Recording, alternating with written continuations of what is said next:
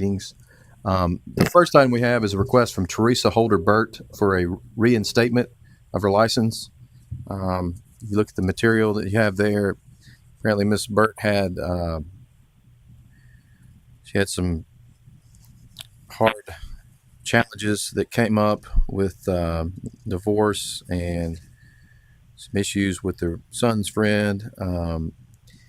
And then she changed jobs or lost her. I guess she lost her job or her contract expired on the job, and so she had to move when she got another job. I think her house sold within 10 days, and so she had, was it 10 days or 20 days? She had a very short period of time to pack up and move.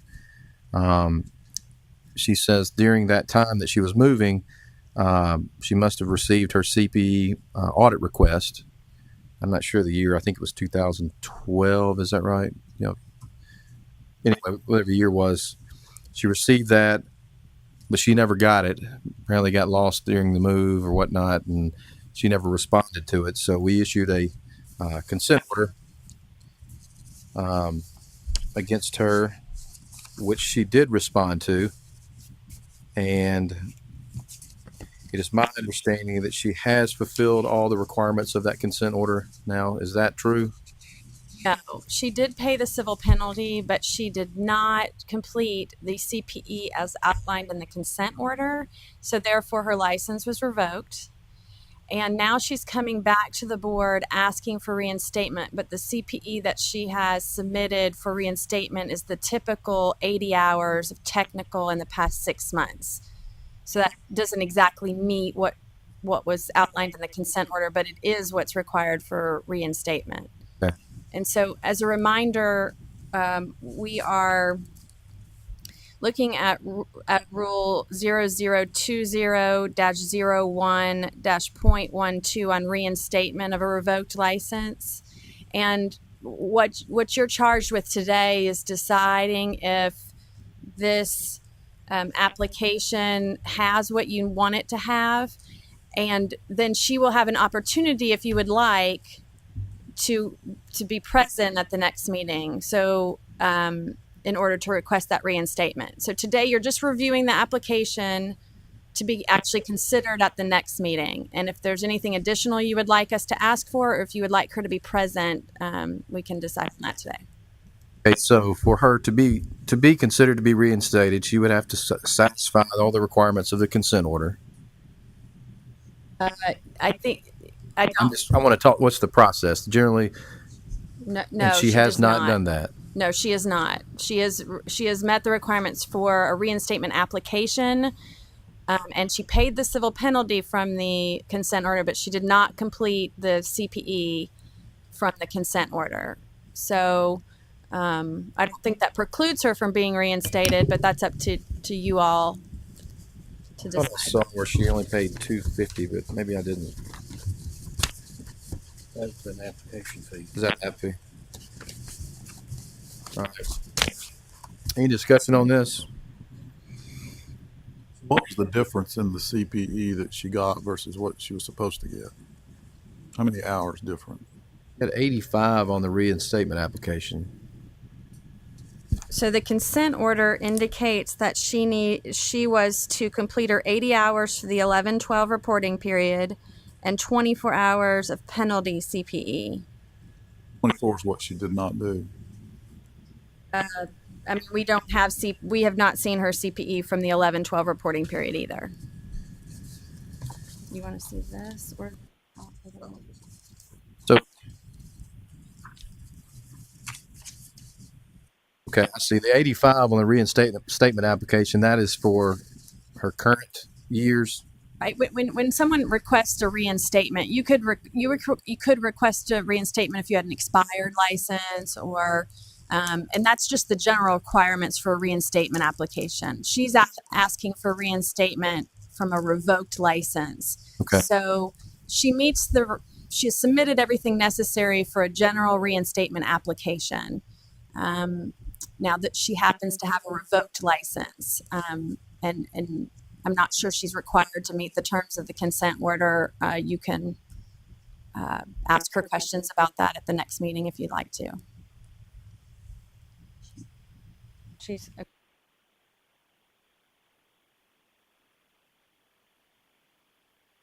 Questions or Well, just comments? as a legal's comment, I mean, important to note that revocation by a consent order in itself is grounds to deny a reinstatement. It should be. You could deny it just on the base of that, meaning you wouldn't have to give a reinstatement if you chose not to. Just What would be the process then if we did that? well, what would the process be if they came? Yeah, so we deny. Let's say we deny the reinstatement application because it's a revoked license, right? It would be revoked, yes. Okay, Which is and the then- reason that you could deny a reinstatement Okay, and then because she. the license is. But then, what would her next step be if she wanted to get reinstated? What's the process? You continue on. I mean, I think you all would perpetually have the ability to deny that person because they were previously under a revoked license. I guess if she came back and satisfied by getting the CPE up to task, then you could say, well, we have a reason to deny, but we'll go ahead and see that you've made a good effort to satisfy the consent order and then allow that person to reinstate. But as of right now, they signed an agreement on a consent order, which is a contract between the board and herself that she would provide us with the 24 hours of CPE and provide us proof of that, and she hadn't done it. And instead of doing that, she's just said, well, I'll just go ahead and try to reinstate my license and maybe not even have to do that. That's kind of what I would consider to be doing an in and around on us. Yeah. So, but I mean, it's your all's decision. I just wanted to kind of clarify for that because what Wendy said was exactly necessarily correct, which is that I believe that you all would have the authority to go ahead and do a reinstatement if you wanted to. That's within your authority. I'm not a member of this committee, but I'd like to ask a question. Does she think she's done everything she needed to get reinstated? Does she think she's complied with the CPE? Because there was one of these where the person had been talking with our staff to get an understanding of what they needed to do to get their license back. But she's not. She does guess- feel, I believe, with talking to Karen, she feels like she has done what she needs to do, but short of coming to answer questions. But she has not, at the very least, though, done the 24 penalty hours that were agreed to. If she's not within 120 days, I think in this order it said 120, didn't it? Yeah, 120. That's correct. But she's completed 85 hours. The order said 80, but she still has not completed the 24 penalty CPE hours. Hasn't reported them to you, so at the very least, she would need to do the 24 penalty plus provide us with proof of what she did take to be sure it was valid CPE. Okay, so what we are asking to ensure that the application is complete, not to confirm your decision, but to make sure the application is complete, you would like her to submit, in addition to the 85 hours, 24 penalty CPE hours.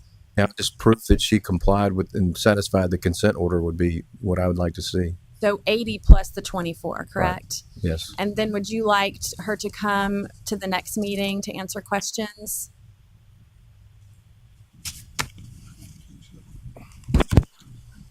I don't think necessary to come to the meeting, but I think if she provides us the information, then we can really consider whether or not we want to.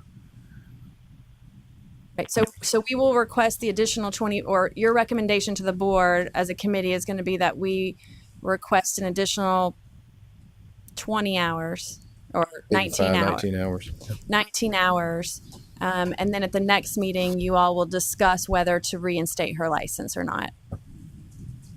But just as a clarification, though, has she met the CPE?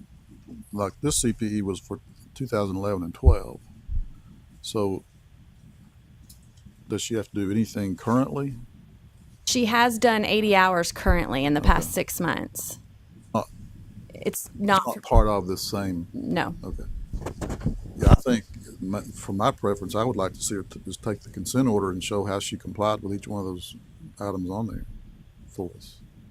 So I think what she will not be able to provide is the 80 hours from 11 and 12.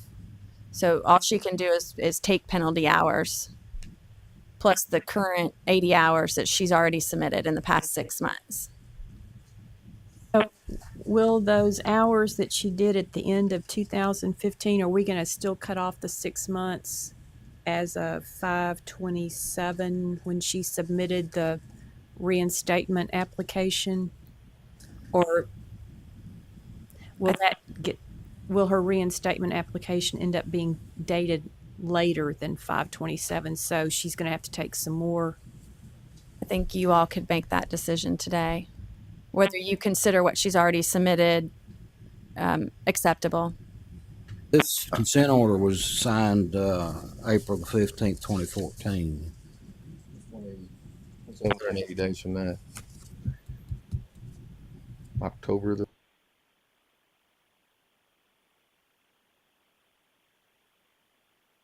If the CPE is not, if it's not proof that it's within that 180 days that's required by the consent order, then it's a failure of satisfying the consent order. I mean, am I not mistaken? Isn't that what it said? Well, and that's why her license was revoked.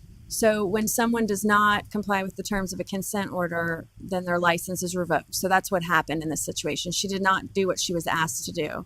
Okay, so this is getting a little bit more clear now. Yeah. Technically, she's in violation of the consent order already. Already, So that's where. Which is in the now, I understand now what you were saying, legal, a while ago. We've almost come to the point where we need to start over again with it.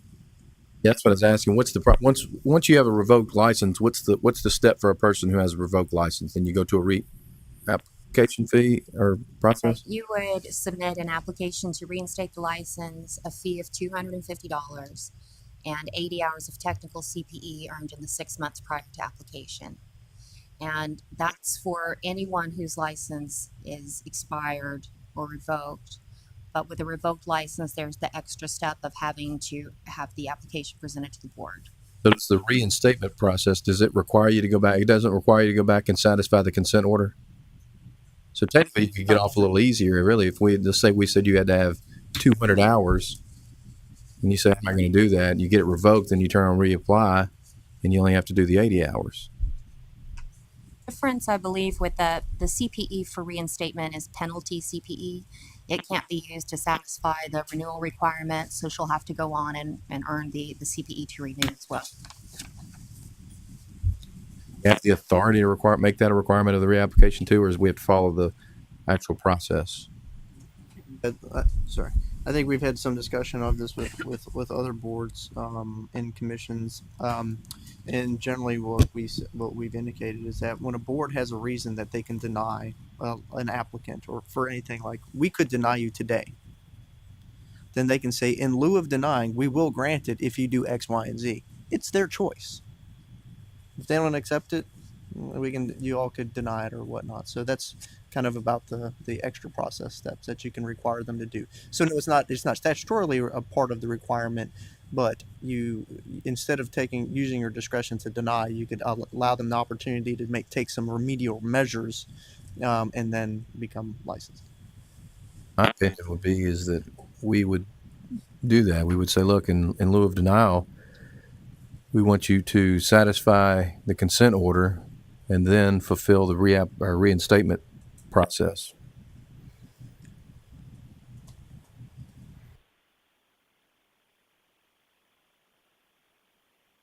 Thoughts on that? Oh, I can't do that, right? I mean, that's. I'm reading the statute here, and the statute basically says on this long paragraph that's kind of the process that's going through, which is what Wendy has been explaining, is determine whether or not the applicant was disciplined, the activities during the time which the license was in good standing, the applicant's rehabilitative efforts, which you can say right now the rehabilitative efforts would have been in the consent order, they did not do. The applicant's restitution, the damages to any parties, that's not applicable here, and the applicant's general reputation for truthfulness and professional probity. I'm not sure if that's applicable here. You may also question the applicant, complainant, or individual parties injured. After consideration, the board may, in its sound discretion, reinstate any revoked or suspended license. May. It's all discretionary to you. So. Thoughts from. Well, I'd like to see her fulfill that 24-hour penalty CPE. I mean, that once that's done, I feel like I could accept her reinstatement application the way it is. I mean, she has done 80 hours and within the 6 months of filing the application, but I think it is important for her to get that penalty CPE. Otherwise, you're right. We could do this all the time. Just let it go and then reapply. I agree. That's what I would prefer. So the motion would be that in lieu of denying, or I guess denying the request, we would require that she satisfy the consent order or just get the 24 hours of penalty, or I would suggest the 24 hours of penalty because I don't think she can comply with providing CPE Okay. from 11 and 12.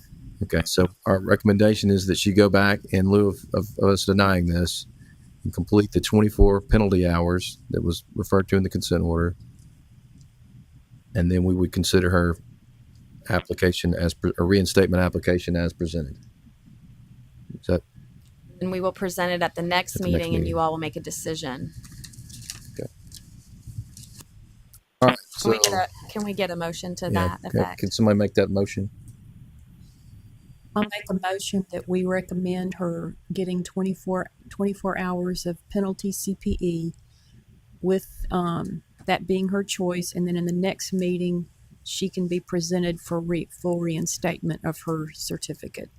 That does not include her appearing in person, correct? Would not require her being here in person. We have a motion on the floor. Do we have a second? Second. Any more discussion? All in favor, say aye. Aye. All opposed? All right, that'll be our recommendation. The next item we have is a request to recognize CPE from the Chartered Professional Accountants of Canada. Let me get my paper here.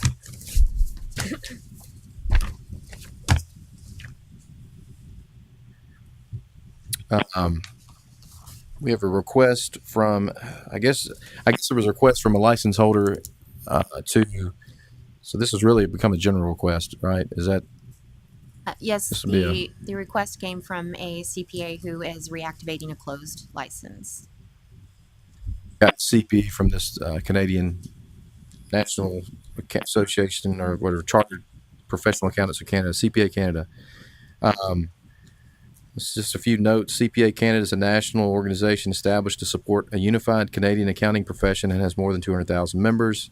The AICPA and NASBA currently have mutual recognition agreements with CPA Canada.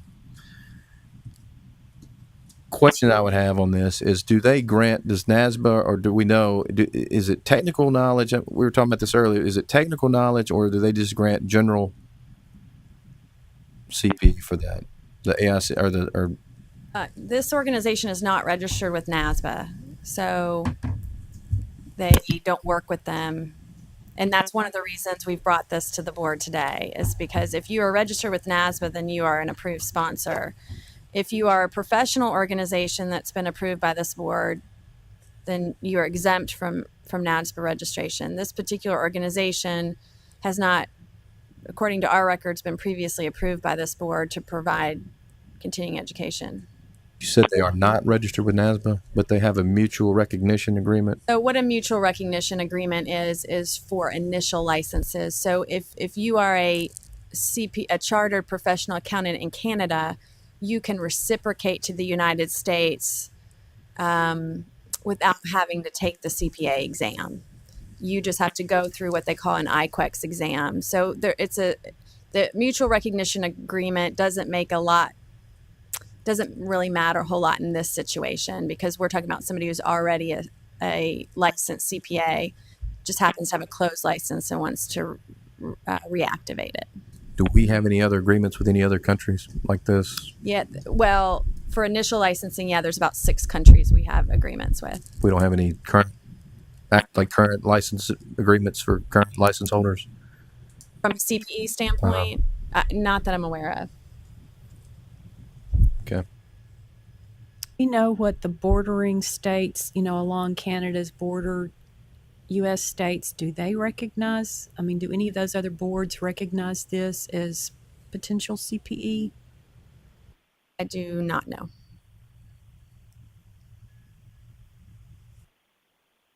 I guess the question that I brought up earlier, and we've kind of thrown this around a little bit, is that the issue that I would have is, well, the initial issue I initially had was if we grant credit for CPE, that's not really applicable to people living in Tennessee.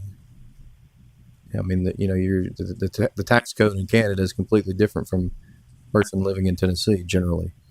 So, I mean, does it provide any value? But gone back and forth and thought, well, if you had somebody that was living here preparing tax returns for people in Canada, then does that become applicable? I guess I've gone back and forth on this and not really quite sure, to be honest. And I think we need to discuss it a little bit more.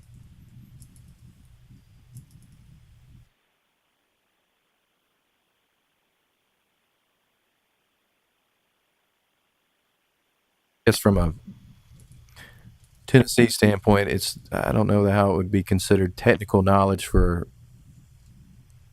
Tennessee residents. I mean, the Canadian tax code to a Tennessee resident is not relevant.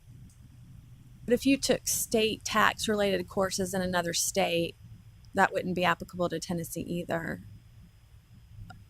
True, So, but I guess I'm looking at it from a federal standpoint too. You've got a Tennessee resident that's filing a federal return that this gives no training towards preparing that return.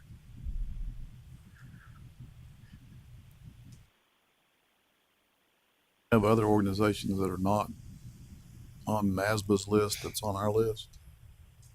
yes, there are other professional organizations, but they're typically all in Tennessee. Other professional organizations like the Association of Accountants, organizations, we know of AICPA and TSCPA, but there are other professional accounting organizations that are not registered with NASBA that this board has approved. So it is common to do that. I think the question here is, this is an organization outside of the United States. But it's hard to tell if this individual is moving here or is here and all of the clients are in Canada. It's hard to tell. We don't know that. And typically you would get CPE where you need it. I will mention that on the application, the place of employment was listed as a CPA firm in Calgary.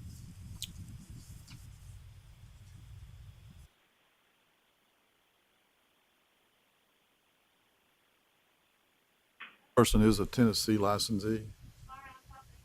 Yes, he had an active license and closed it a couple of years ago.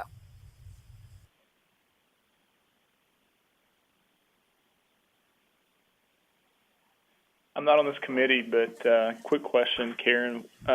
If somebody was in a similar situation, but perhaps they had an inactive or non-active, whatever the right word is, license in Tennessee, but they practiced in California, for example, and they wanted to reactivate their Tennessee license, what would we do in terms of recognizing the CPE that this person may have accumulated in California?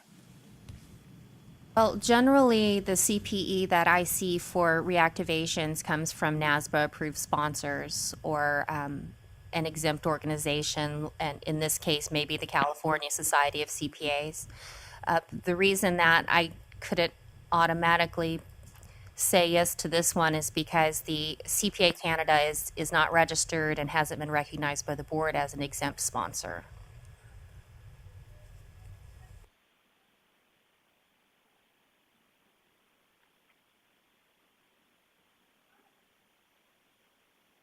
To evaluate and to decide if this CPE was a small part of a bigger group of CPE courses that were not from Canada, but it appears that all of it's from Canada. Does he have other CPE that's not? He did submit other CPE. It was all taken through his firm, Price Waterhouse, in Canada. But they are a firm, and we do allow CPE for in-house education for the CPA's employer.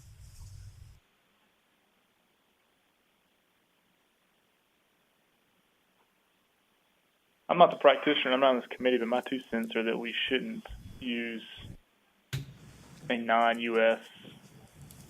CPE to satisfy CPE credit to activate a U.S. license. It's my 2 cents as a non-committee member. Any other thoughts? Is he going to be working in Tennessee? I mean, And it seems to me like it doesn't matter if he is or not. He'd be authorized and legally able to, right? I'm sorry, I didn't quite hear that. He'd be legally able to, whether he was actually practicing in Tennessee or not, right? Correct. If we were to reactivate based on this continuing education. Yeah.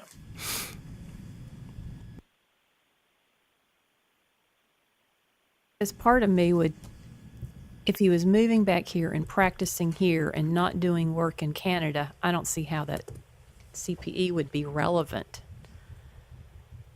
I think there's too much question with regard to what kind of CPE is being taken in Canada.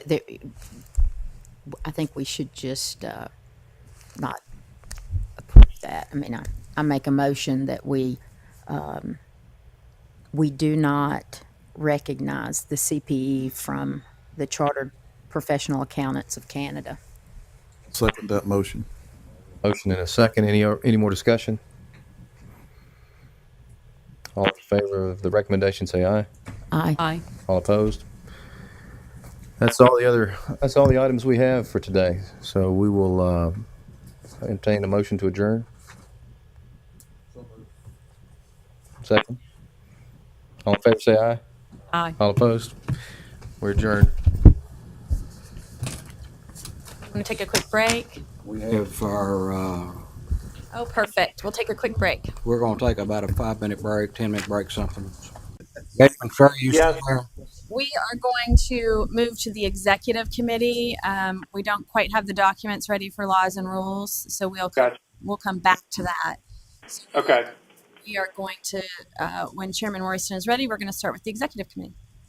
Gotcha. And then we're actually going to, Trey, we're going to email you those documents when they're completed, so you'll have them as well.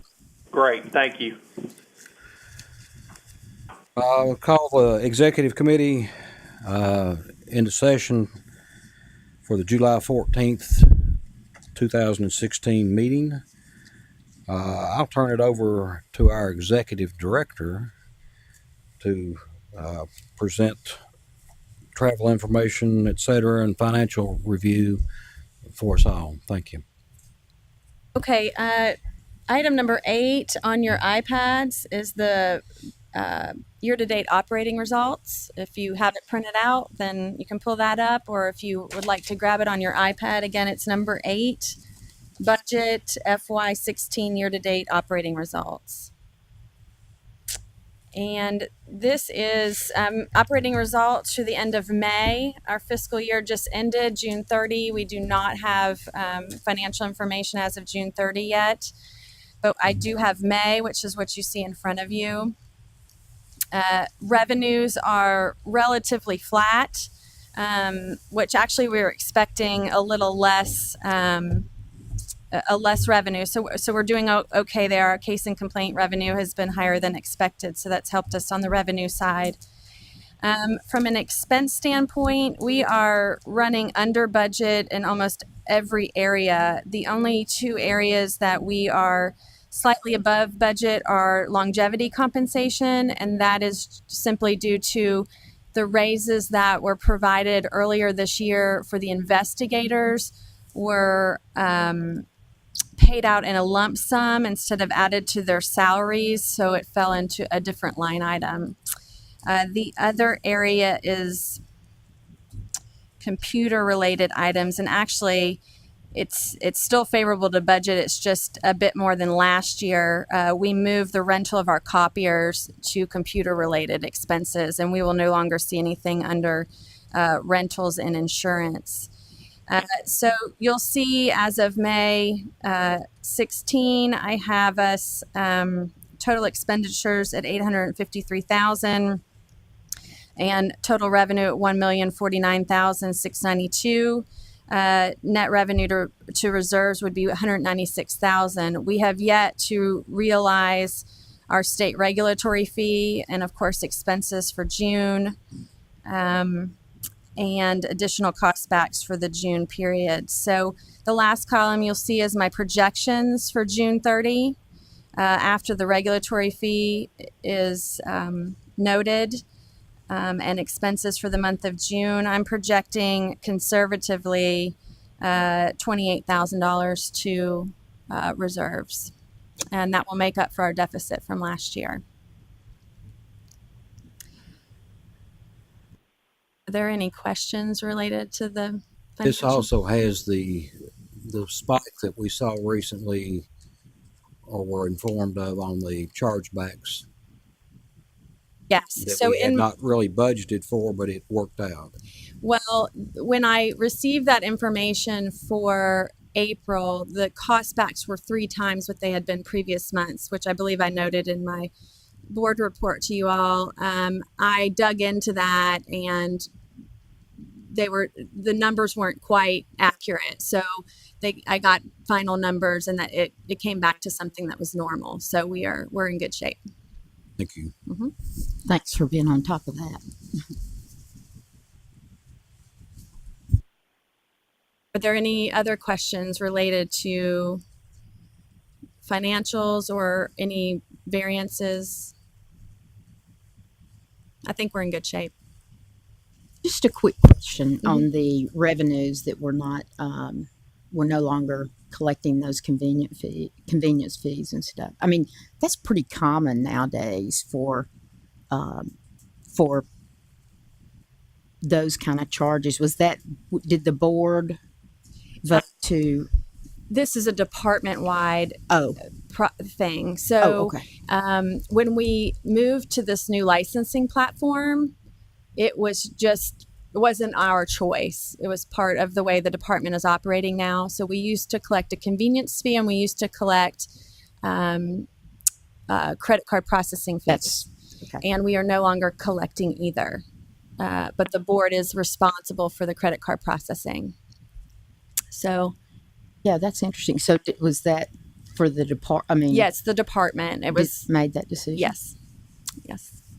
Okay. Brett, do you have anything to add to that? Are you still with us? Trey, are you there? Sorry, I had my phone muted. No, I'm good with that. I'm glad you caught that on those chargebacks, though. Very good job. Trey, I'd entertain a motion to, or Casey, to approve this and present it to the board. So moved. Do I have a second? Second. All in favor, say aye. Aye. Aye. Unanimous. Thank you. Wendy, you want to continue with the rest? On your iPad, you have number 10 is the travel report. As we typically do, outlining any travel that staff has taken over the last quarter. You'll see on there that I attended the NASBA regional meeting and TSCPA's annual convention, and my expenses are noted there. And then you'll see in our investigators' expenses on travel. The specifics there, most of the specifics are related to state-specific ethics. And then the investigation, cost for investigation travel is your last line item there. So as I think I've brought up at previous meetings, if there's any question or you want any additional information or less information on this, just let me know. For the benefit of the new members, this board, upon request, does send Don out to make state-specific ethics presentations to large groups. So 20 or more individuals, we get requests for him to come speak. And so that is part of this travel.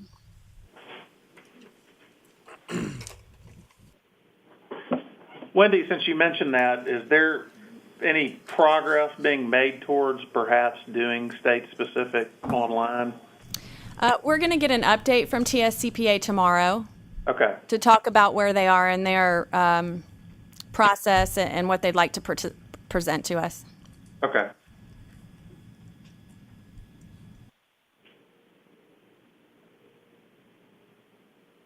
Any other questions?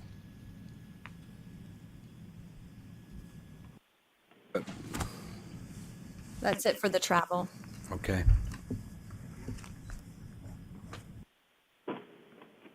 Got one more. The next item on your agenda for the executive committee is the evolution of the peer review program. Now, I did include something on the iPad that I had not previously sent you all, and it is number 11 on your iPad, comments on the evolution of peer review. Now, this is a kind of a carryover from the last meeting, and just as a brief synopsis, firms that perform a test work required to undergo peer review, and at this point, those firms go through the TSCPA or the AICPA to obtain their peer review, or if their main office is in another state, then of course they go through their local organizations. The AICPA has proposed evolving the peer review program to be more effective and efficient by reducing the number of administering entities. So right now there are 42 administering entities across the country. They are proposing to reduce that to 8 to 10, which would mean each of those entities would generally have to administer 1,000 peer reviews or more. That likely takes out the Tennessee Society of CPAs to continue to administer the program unless they want to really ramp up their process. What does that mean to us? That means that our firms may be going somewhere else to get their peer review administered.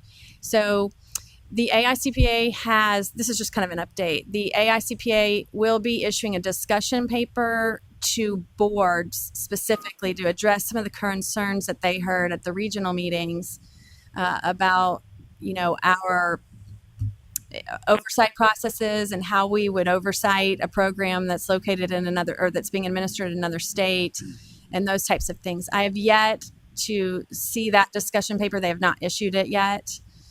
So what I provided you today, just for informational purposes, is a few other state boards have written comment letters back to the AICPA with some of their concerns, and I've included 3 of those letters that I've been privy to. Wendy, do I have that? I'm sorry, you do not.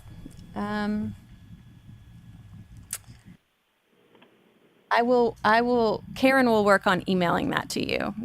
Okay. And Gabe. Is Gabe still on the phone? Yeah. Okay. Would you like it now or just before the board meeting tomorrow? Just before the board meeting. So, if they can get it to us today, I don't want y'all to have to walk out to do this. Okay. You know how I feel about this issue, so. Yeah, it's kind of a last minute addition. I thought it would be good just to make you aware of what was going on with other boards. Are we going to issue, maybe that's something we need to discuss, is do we want to issue a comment letter from our board? I think that's either up to this committee or the board itself. I would probably suggest that you wait till the discussion paper comes out. Okay. And then maybe we could have, I think the comments are going to be due by the end of October, so we would have a chance at the next meeting to do that if we wanted to. I just wonder if there's enough boards issuing concerns, before they even get to that point. Does that kind of stop this process? I don't know. But that's fine. We can wait till the release of that document. But Ray, at the regional meeting, I expressed concern along with others, but that, this 10 number, firms that, or 10 states that could do it, with us holding one of the premier programs anywhere, people come to us for it, was overreaching. And they actually told us at that meeting that that the 10, to quote him, he said the 10's at the window. So that apparently they listened, and that's why we've kind of held back on doing anything. Okay. I know there were, well, I guess, 4 of us at the regional meeting over in Asheville, since it was so close, and people weren't silent about their feelings.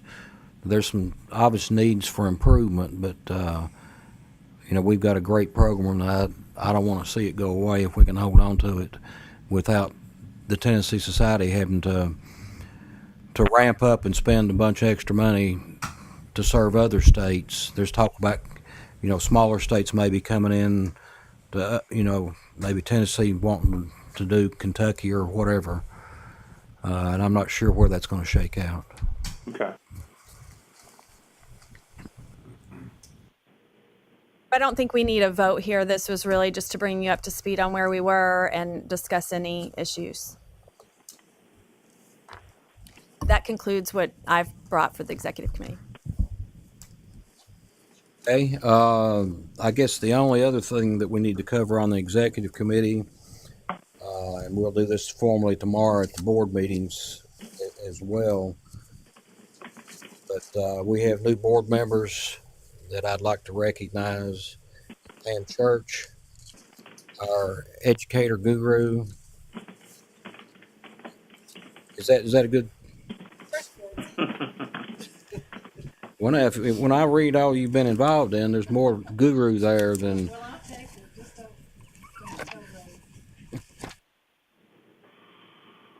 And we have also another new board member sitting over here beside us, Kevin Monroe. And he's part of the Final Four, I guess, aren't you? Yes. Welcome, and don't be bashful about asking questions or putting your 2 cents in. They're definitely valued, and there's not a dumb question, because we still get told by legal that we don't know what we're talking about just because we've done it that way for 15 years. Thank you, Mr. Chairman, and I'm looking forward to serving with everyone here. Thank you. Thank you. That concludes the executive committee report. Do we have our reports now? Okay. Trey, it's your serve. I don't have my report. Hang on a second.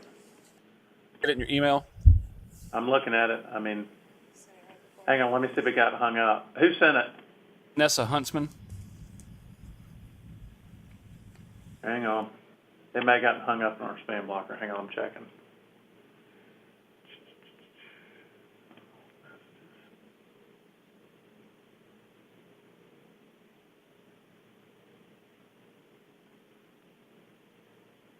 I do not have it. Okay, well, let's do, you want to do enforcement and then. Okay, we'll jump down and let Casey do enforcement then, so that everybody's on the same page. Mr. Stewart? Okay, we'll go ahead and call the enforcement committee to order, and I believe everyone has been furnished a printed copy of the legal report, and as in prior months, the cases have been organized according to recommended disposition, and you can see the first category there, recommended closures. There are 4 cases listed under that category. The next category is recommended for letters of caution, and I believe we have only 1 case under that category. Recommended letters of warning, we have 1 case in that category. Recommended consent orders, we have 2 cases. Under that category, recommended placement into litigation monitoring, we've 1 case there.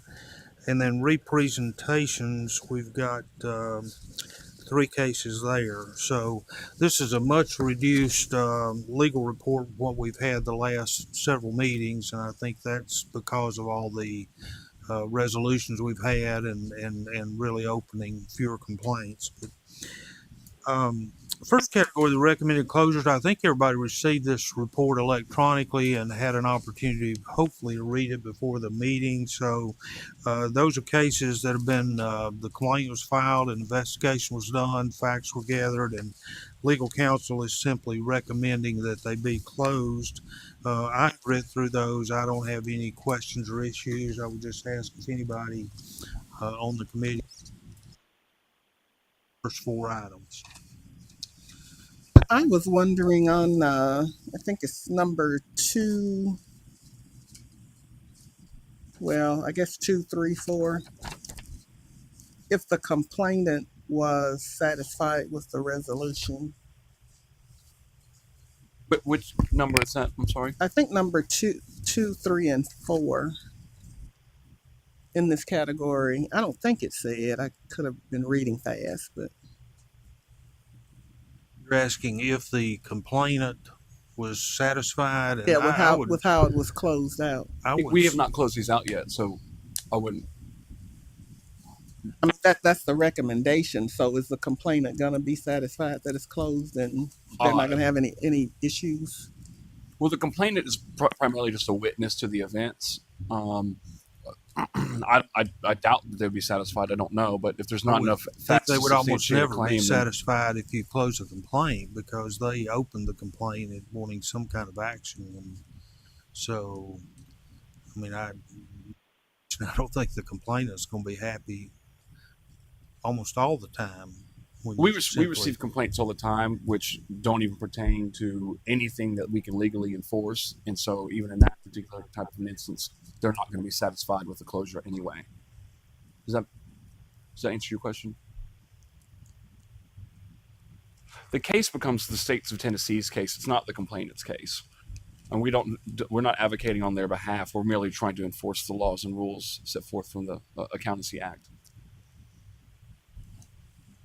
I guess I was just looking at some of these, and it was mentioning fraud and negligence, but I guess what you're saying is that there wasn't any evidence of any of these things. That's correct. Okay. I had one other question. This doesn't relate to these per se, and maybe nobody else is interested in this, but if we had like to put this in context, if there was like a beginning number of cases and number of new cases and closed cases and ending number, just to kind of get a feel for, I mean, it seems like we review these things every meeting, and I guess I just don't feel like I have a good feel for the universe of cases that are out there, what's coming in and what's closed. You know what I mean? We actually skipped over those 2 items, and I just thought we would wait until after this was over. Well, no, I mean, even in these statistics, it doesn't seem to have, okay, if we started out this fiscal year or the month, we had 50 cases and we added 2 more new ones and we closed out there's 30. Maybe we ought to go to that report first. I mean, we don't have to do that. It's in your work there. We've got a report on it. There is a report on it, but I don't think it kind of puts it in the context of. I think she's being an accountant like all of us. She wants the beginning balance, the additions, the deletions, and the ending balance. I know exactly what you're talking that's about. what maybe it is just the accountant in me, but it's like they go on and on and on, and it's like, gee, do we ever get all these things resolved, or we just keep? No, we don't. Maybe I could do the report a little different, where it was from one meeting to the next rather than cumulative over the fiscal year. Because I've been treating it as cumulative over the fiscal year. Additions. Yeah, I got it. and I mean, and this is good. This information that breaks down. No, but there are 2 other reports that I provided. But it doesn't have that. It doesn't have that beginning. I can do it differently. I think I can present it differently. I am such an actor. I think Thank you. I also want you to age them. Can you age them while you're age them out. over 90? Yeah. Uncollectible. Wendy, that's a very easy change to make on this complaint statistics. It is, just to do that. If you would do that next meeting. Yeah. Okay, is that good? Yeah, that'd be great. Thank you. Okay. Any further question on those first 4 cases, and we'll just vote on these by category. But I would enter, if no other questions, I'll entertain a motion from the committee that we approve legal counsel's recommended disposition of those cases and recommend that to the board tomorrow. I would make a motion that we take the first 4 into the closure. We're going to need to do, after a second, we'll need to do a roll call vote since we have members on the phone. This is Gabe. I second that previous motion. Is Trey on the enforcement committee? No, sir. That was Gabe who just seconded the motion. Okay. So Right. now Karen will call out for roll call. Okay. Janet Booker Davis. Aye. Larry Elmore. Aye. Gabe Roberts. Aye. Don Royston. Casey Stewart. Aye. Okay, case number 5 is under the recommended letters of caution category, and that's a situation where I guess the respondent in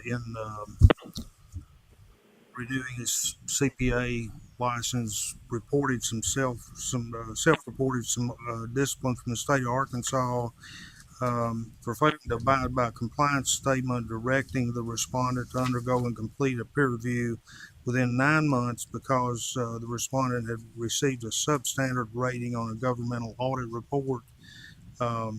Respondent was issued a consent order in Arkansas with a civil penalty of $500, and he does hold an active Tennessee CPA license with no prior history of disciplinary action. Recommendation is to close the complaint upon the issuance of a letter of caution. Does anyone have any questions on that case? Has he complied with the consent order and the payment? That's an Arkansas issue. I mean, I'm assuming that they would enforce that. I mean, it was That would be Arkansas's duty to enforce that. Last May, at the May meeting, the board approved us to just issue letters of caution when we get notifications of discipline from out of state, which do not rise to the level of suspension or revocation. So I've got a question. Is there a reason why we don't require them to provide us the evidence that they've satisfied the peer review requirement that Arkansas is putting on them? Why wouldn't we do that? Mr. Roberts, because at the last meeting, the board just authorized a blanket treatment of out-of-state discipline, that we just issue letters of caution unless it rises to the level of a suspension or revocation. Yeah, I mean, I understand that, but this is a peer review issue, right? And we've had a lot of peer review issues pop up in Tennessee in the last couple of board meetings, haven't we? Or a big discussion about that. That's correct. The only thing that I could say is that it's an Arkansas peer review issue. It's not a Tennessee peer review issue. I don't. I mean, if you'd like, you can always change the recommendation. We can seek that information if you'd like. I guess my thought would just be, I don't disagree with doing a letter of caution, but if a sister state board is going to require some compliance action at some future date, it seems like we would have some ability to require them to, once they've satisfied that, give us the proof from the other board that they've satisfied it. Otherwise, there's an ongoing compliance issue in that state, right? It could potentially be that, yes, sir. I don't know if the other committee members feel strongly about that or not. I think that's a reasonable I'd say request. 2 of us have questioned it. So. Is the committee asking me to look to see if this particular respondent has complied with not only the peer review and what they needed to do for the peer review, but also with the consent order issued from another state?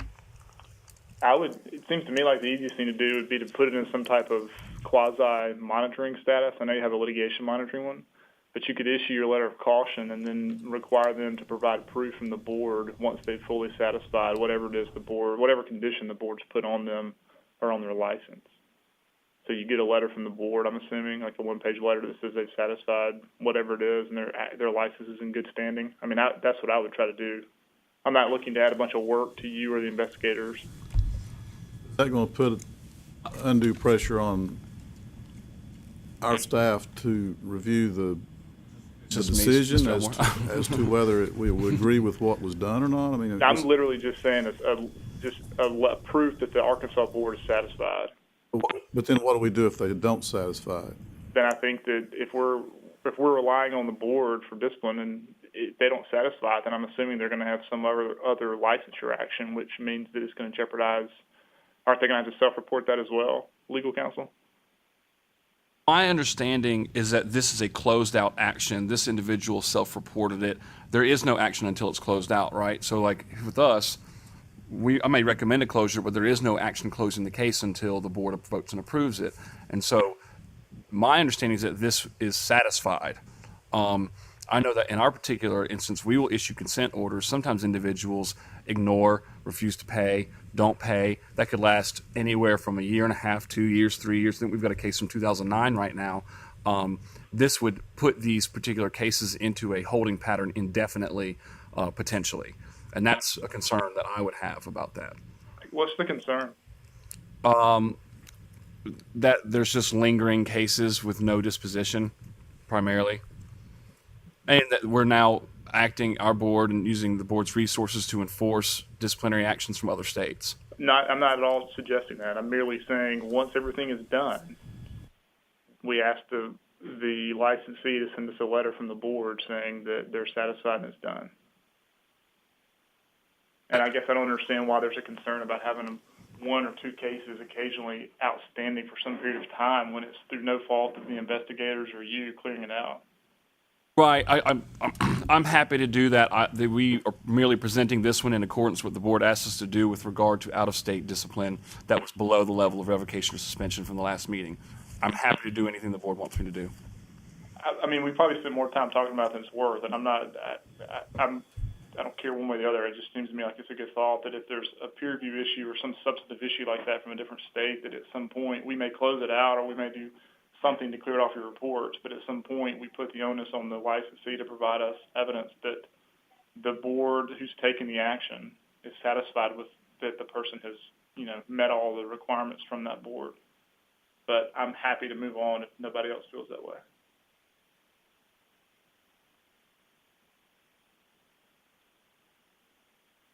I'm happy to move on too if we're ready to do that. I guess I hear concerns of legal counsel that we are basically changing a position we took last meeting if we do more than this. I don't have any concerns. I'm happy to serve the board in the way that they want me to. I would think this individual, if they don't resolve things in Arkansas, I mean, we're going to know about it later. At that time, can take additional action if we need to open a new complaint. I don't know on what grounds we would do that. I don't know that we have in our law and rules failure to abide by an out-of-state consent order or discipline from another state. Now, we do have something that says that they should notify us, and we can get them if they're suspended or revoked. I'm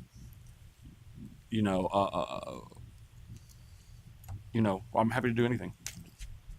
I mean, it doesn't seem unreasonable to me to, if he's issued a letter or some type of document saying you're good with the state of Arkansas, that we just get a copy of that letter. I think that's what Gabe is talking about.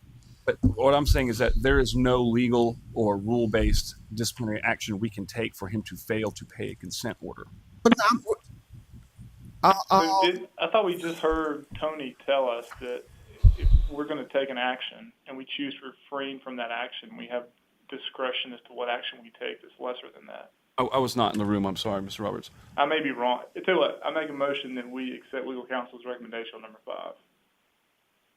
I'm sorry, Gabe, I didn't hear that. Could you say that again? I make a motion we accept legal counsel's recommendation on number 5. Second. Okay, Karen will take a roll call. Janet Booker Davis. Larry Elmore. Aye. Gabe Roberts. Aye. Don Royston. Aye. Casey Stewart. Aye. Okay. Next case, number 6, is a recommendation for a letter of warning, and this is a situation where the respondent failed to the complaint alleges the respondent failed to properly file the complainant's tax returns, and the respondent failed to communicate effectively with the IRS and the complainant regarding the problem with the tax return. I think this is the one where the tax return actually involved some reporting of royalties, and there were 1099s involved, and also Schedule C business income, and the complainant had done the returns for several years, and he had always adequately explained that in the return. But the complainant apparently was subject to some identity theft in 2012, and there was a notice from the IRS that really related to that identity theft. The respondent didn't know that that was the case, but anyway, the investigation was done. I think the investigator verified that the problems with the IRS had been resolved, and that the real problem was because of that identity theft and not any work done by the respondent. The respondent has one previous complaint. That complaint was closed without discipline, and the recommendation here is to close the complaint on the issuance of a letter of warning. And I assume that letter of warning would be to do with timely communication with the client. Okay. Does anyone have any comments or questions about that particular case? Okay, I will entertain a motion that we approve legal counsel's recommended disposition. So this is Gabe. So moved. Second. Motion is second. Roll call vote again. Janet Booker Davis. Aye. Larry Elmore. Aye. Gabe Roberts. Aye. Don Royston. Aye. Casey Stewart. Aye. Okay, the next two cases are recommended consent order category, and the first one, case number 7, it deals with the Department of Labor. A complaint based on notification of the Department of Labor due to an ERISA audit performed by the respondent. This apparently was the respondent's first ERISA audit and failed to comply with professional standards. The respondent corrected the audit less than 4 months after the acceptance of a peer review. Respondents issued a second ERISA audit that was also rejected by the Department of Labor.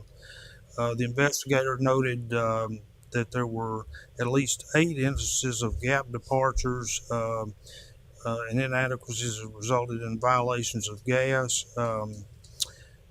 The respondent apparently specializes in audits of local governments, and in the last peer reviews done, there were no problems with the audit work in that area. But the respondent says he is continuing efforts to improve ERISA audit performance, including attending CPE on ERISA audits. The respondent holds an active Tennessee license with no history of disciplinary action. The recommendation is for a formal hearing for the revocation of the respondent's CPA license, with the authority to settle via consent order upon the respondent's payment of civil penalty of $500, and the respondent agrees to pay for and have pre-issuance review by a CPA with sufficient ERISA audit experience approved by the board.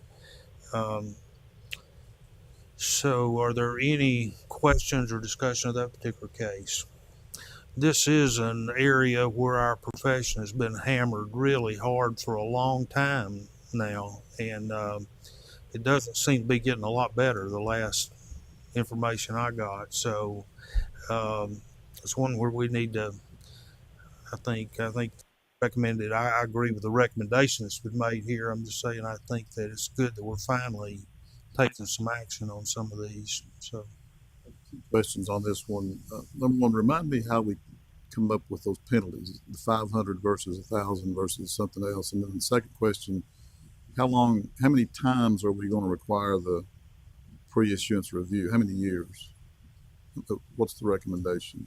Well, this one would just be one pre-issuance review on the very next ERISA audit, so just the one time. So the next if, time. If the particular CPA does not issue any of these, then he won't ever have that, right? If he issues it for 5 more years, we only do the next one. And that's my existing recommendation. Sorry to answer the second question first.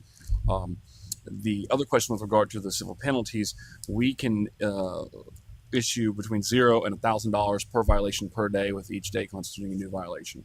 So, ultimately, you could ring up tens and twenties and thousands of dollars. This particular one, I believe the cost associated with these pre-issuance reviews is rather high, and so that's in itself kind of a penalty.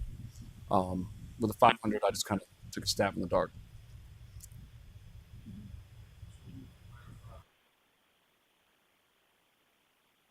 Well, it's not for 1 year, it's just the next audit.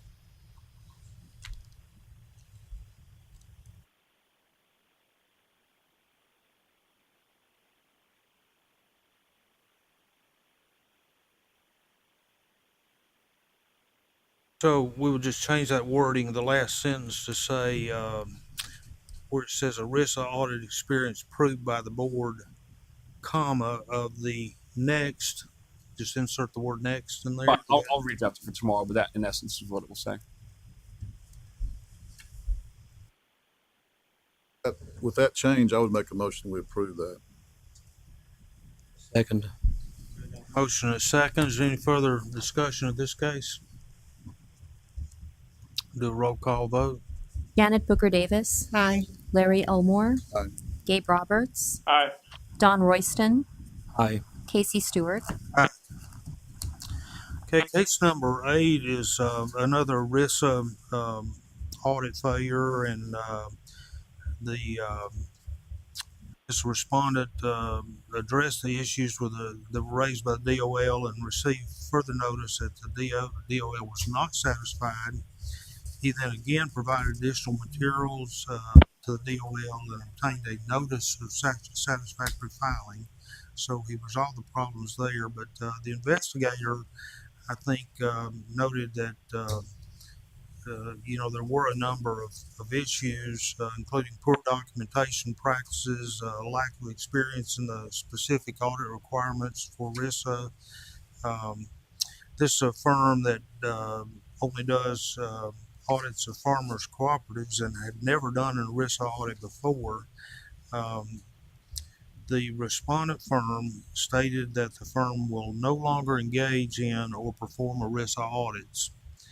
And recommendation here, there is no civil money penalty. There's just a formal hearing for the revocation of the license with the authority to settle via consent order upon the respondent's agreement that if they engage in another ERISA audit in the next 3 years, the respondent agrees to pay for and have a pre-issuance review by a CPA firm with sufficient ERISA audit experience approved by the board of the ERISA audit prior to submission of the audit. So again, we're saying we'll settle it with a consent order provided he agrees to have a pre-issuance review by a qualified party. I was going to say the difference between the two, even though they're both problems with ERISA audits, is that in the second one, this particular firm corrected everything, got the notice from the notice of satisfactory filing, and they're saying they're out of this game. Yep. So I kind of wanted to put their money where their mouth was in case they decide not to be out of the game. Frankly, that's what needs to happen here. If, I think if people see that these things are being looked at and they're going to be a problem if there are deficiencies in the audit, they need to get out of the business, and that apparently is what this firm has decided to do. So, any further discussion or questions on this case? Okay, I'll entertain a motion to approve legal counsel's recommended disposition. Move. Second? Okay. Roll call vote. Janet Booker Davis. Aye. Larry Elmore. Aye. Gabe Roberts. Aye. Don Royston. Aye. Casey Stewart. Aye.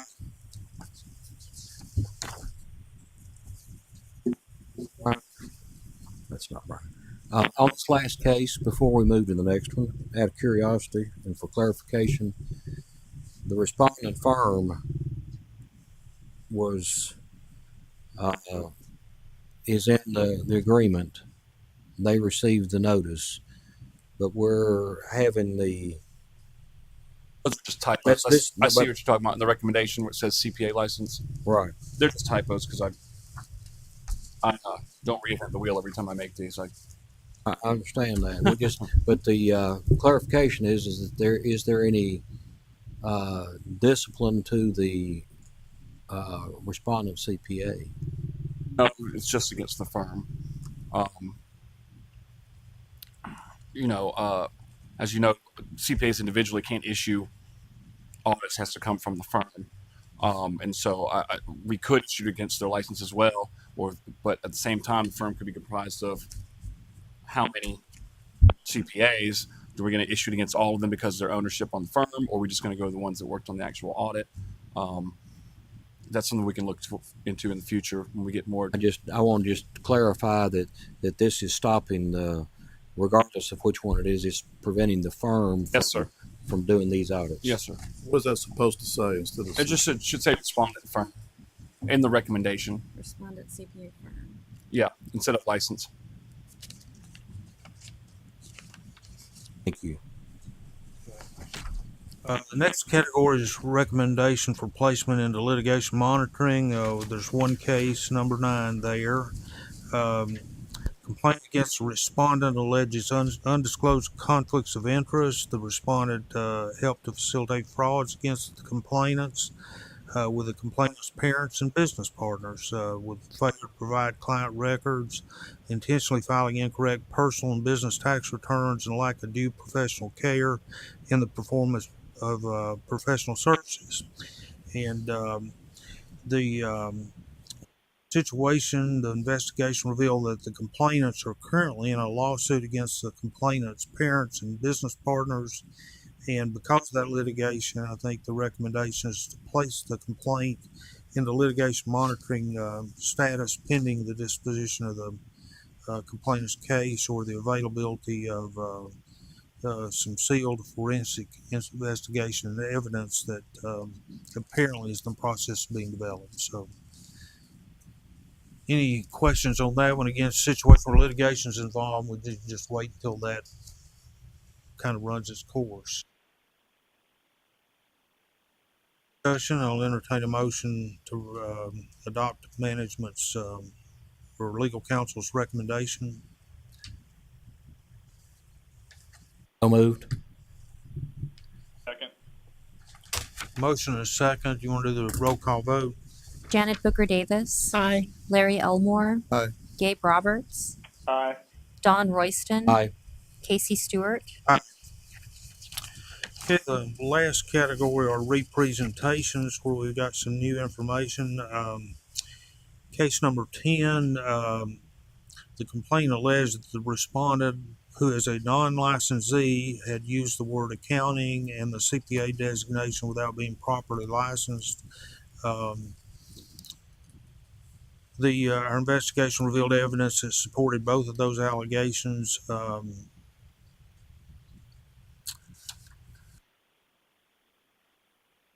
The respondent had retained counsel due to civil and criminal charges which appear to arise from the financial misconduct of the respondent. And it was recommended that the complaint be placed in a litigation monitoring status at that time. The new information, respondent's attorney has contacted board legal counsel and informed them that both the civil and criminal matters had concluded and the respondent had been found to not be guilty of any wrongdoing, but instead the respondent's father, who had been the focal point of both the criminal and civil matters, had been found guilty of wrongdoing. Respondent's attorney also informed the board that board legal counsel that the offending language had been removed from the website.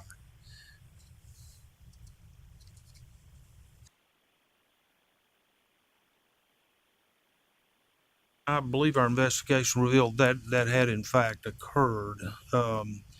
Respondent is not a licensee and has never been subject to discipline by this board. The original recommendation, approved recommendation, was to place into litigation monitoring status. The current recommendation is to close the complaint upon the issuance of a letter of warning regarding the use of the prohibited language that had been on the respondent's website. So, any questions or comments there? I just had one quick question. Is the respondent's father, does he hold a CPA license, or do we? Nope. Because he was the focal point of the criminal and. It was a Ponzi scheme. It wasn't. Oh, okay. It wasn't anything. Okay. He wasn't holding himself out. Okay. Any other questions? Okay. We'll cover all three of these and then maybe vote on all three of them at once. Number 11, respondent reported he was a party to a civil suit which is grounded upon the allegation of gross negligence, dishonesty, fraud, and incompetence. New information: the board counsel received notice from the respondent's attorney that the case had been settled and provided a post-mediation agreement. I think it should be noted, the second paragraph there under new information, it says, based on a review of the depositions that were taken, the sworn testimony, the respondent firm and the partner in charge appeared to, and there's a number of bullet points there. I'm not going to read all those, but those are pretty serious matters, it seems to me. I mean, you talk about subordinate their judgment to that of a non-licensed employee. You allow an employee to generate, sign, and endorse approved checks from a client's bank account, fail to supervise and evaluate the quality of the work performed by an employee of the firm, and so on. So the original recommendation there was to place the complaint into litigation monitoring. The current recommendation is for a formal hearing for the revocation of the license with the authority to settle via consent order upon the respondent's payment of a civil penalty in the amount of $5,000 or the respondent's payment of a civil penalty in the amount of $2,500 with the completion of 16 hours in management of an accounting practice by the managing partner within 1 year from the execution of the consent order and the submission of a written firm policy of oversight of services provided by employees. So I guess that's an either or recommendation. They can pay the civil penalty of $5,000 or they can do the lesser penalty and do those other things that are asked there. So again, any questions or discussion, comments on this one? Difference in those. Yes.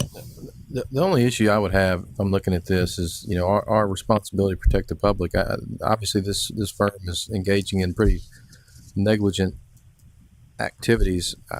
I prefer to see that the CPE training and the written firm policy of oversight was mandatory, just to ensure that they're not just going to pay the $5,000 and then do it again. You know, I mean, to me that it's more of a corrective action rather than just pay the money and be done with it. I'm happy to do whatever you guys want. We can remove that option if you are so inclined. I would agree with that. And also, I had a question. Is the submission of the written firm policy of oversight of services, that's required either way? No, it would. It's the or is separating either the 5,000 or the 2,500 with the CPE and the oversight. I would add that to the 16 hours too, and say, I agree with your comment. I don't want them just to pay the money and not learn anything from it. Are you asking? Would you like to strike the $5,000 option? It's either the $5,000 or everything else, right? I'd strike the 2,500 one and leave the. I thought that's 5,000 with the other items. That's my suggestion. I think this is pretty serious stuff. Yeah, maybe ask a question here. I think it's clear, but I just want to make sure. These bullet points down there, the things that the respondents seem to be guilty of, those are based on a review of depositions. They're not based on our investigation. Is that correct? Well, they are based on our investigation, which was mostly reliant upon the sworn depositions provided by the respondent. So they were being deposed in preparation for the civil case, and then the respondent, instead of being interviewed, they said, well, "Here's just the depositions, which are hundreds of pages long." Yeah. And I tend to agree with both Stephen and Larry. I think we ought to make it the 5,000 and the other things. You okay with that, Larry? Yes. Stephen, anybody else have any comments? We'll have to come back and vote on this one separately then, I think.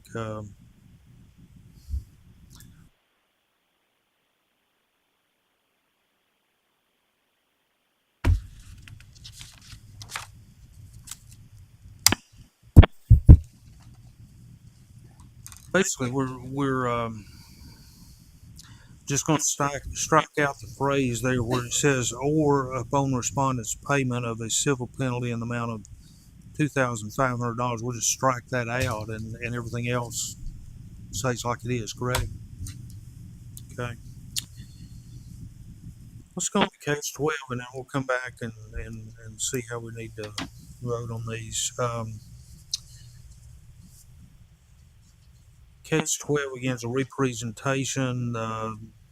The staff received a complaint against the respondent for failing to respond to requests for records from a client and failure to provide those requested records to the client. The respondent obtained a new CPA firm, and they wanted copies of the records. And the respondent's response complaint response respondent apparently provided some records with an email, but the complainant wasn't satisfied with all the records that he got. Said there were still things missing. The respondent does hold an active CPA license with no history of disciplinary action. The new information that has come about, the respondent apparently did not cooperate at first, but the respondent noted that the lack of cooperation was due to the failure of one of his employees to notify him that the board investigator had called and had come by the business. After receiving the proposed consent order, the respondent contacted board counsel, basically informed them that he had just purchased the firm in January 2015. We're still getting familiar with how the firm operated, the clients, and where and how client files were maintained. The respondent provided evidence of that. He said, in addition, the office manager left the firm a few months after the purchase, which further complicated the transition difficulties for the respondent. It says many of the records requested from the complainant were before the respondent even purchased the firm. And I guess last, the complainant switched CPAs in December and filed the complaint in January of the following year. And, really, the AICP Code of Conduct defines a reasonable time to comply with the request to be 45 days. So apparently he didn't even have that 45 days before this complaint was filed. But the original recommendation was for formal hearing for the revocation of the license with the authority to settle the consent order upon payment of a civil penalty of $1,000. Basically, the current recommendation is close the complaint upon the issuance of a letter of warning. And assume that change in recommendation from legal counsel is due primarily to the fact that he wasn't really trying to be uncooperative. He just didn't get the notification of the first, inquiries or investigations that were made. So, sorry, can you ask the question again? I'm assuming the change in those recommendations because where he had perceived to be uncooperative initially, that once he did receive the consent order and was notified, he stated that he had not received the notice properly prior to that, or had not. Right. Yes, sir. That's correct. Any questions or comments on that one? I mean, Okay, let me entertain a motion that we approve the legal counsel's recommendation on the case number 10 and case number 12. I want to make a motion. I'll make a motion that we approve legal's recommendation on 10 and 12. We have a second to that motion. Second. Got a second? Okay, let's have a roll call vote. Kenneth Booker Davis. Aye. Larry Elmore. Aye. Gabe Roberts. Aye. Don Royston. Aye. Casey Stewart. Aye. Okay, Mr. Stewart, if I may, we had Mr. Huntsman run upstairs and contact the Arkansas board, Mr. Roberts. That particular respondent did execute the consent order, paid the $500 civil penalty, is currently in pre-issuance review, and is scheduled to have his next peer review here in Tennessee. Is that right? That's your update on that other complaint that we had talked about from out-of-state discipline. Thank you. thank you. Case number 11, we'll entertain a motion that we approve legal counsel's recommendation with the change that was previously noted. And again, that is simply to strike the words or upon respondent's payment of a civil penalty in the amount of $2,500. I'll move. Got a second? Second. Got a second? Okay, roll call vote. Kenneth Booker Davis. Aye. Larry Elmore. Aye. Gabe Roberts. Aye. Don Royston. Aye. Casey Stewart. Mr. Chairman, that concludes the Enforcement Committee's report. You have something else? We just have the statistics. We have two little reports on the complaint statistics. Let's So on your iPad, number 12, complaint statistics. okay. Everybody take a minute and find that on your iPad.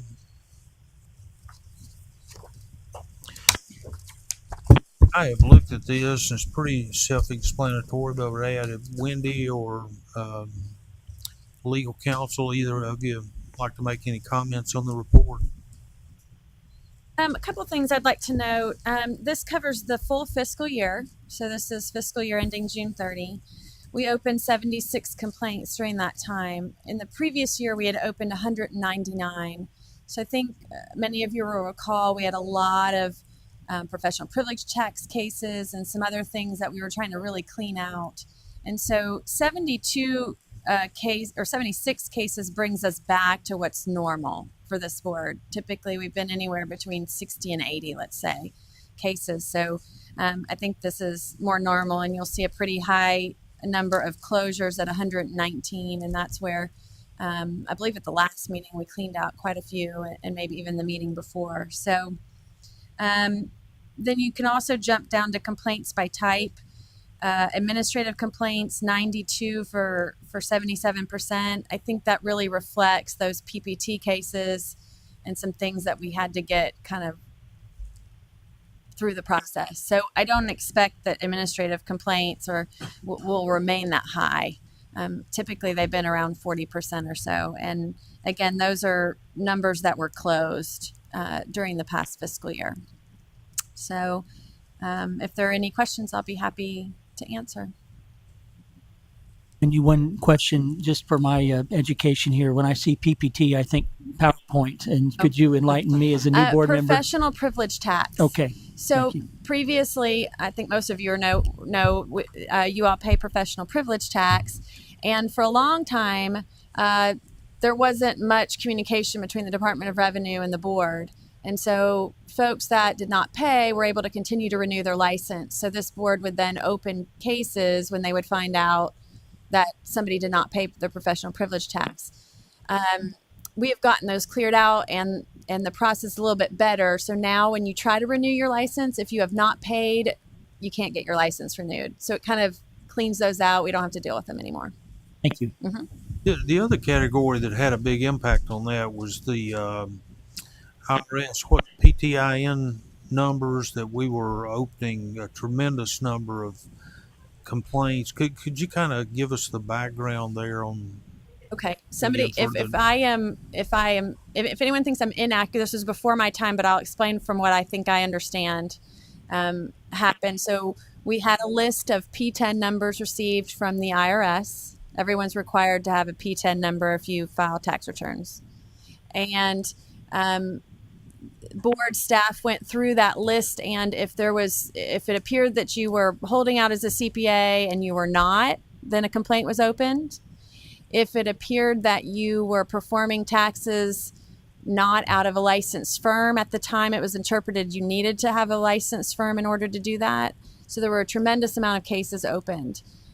We have since clarified that you don't need to have an active firm license if you only prepare tax returns and you don't have certain wording in the name of your firm. So it gets a little confusing there, but there were a significant number of P10 cases that, you are correct, kind of fell in that case that we've cleared out.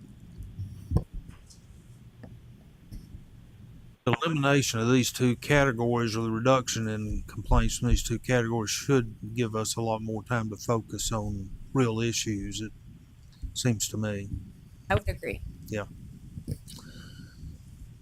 What else do we need to look at? Status of open complaints, 13. Yes.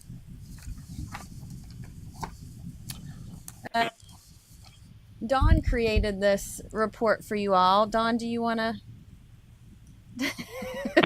go through what those titles mean? Karen fixed it so nicely, I almost don't recognize it. But basically, everything's on page 3.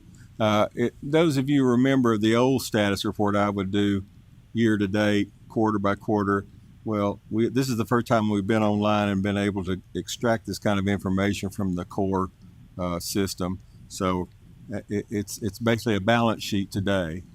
I'll keep expanding the columns as we go.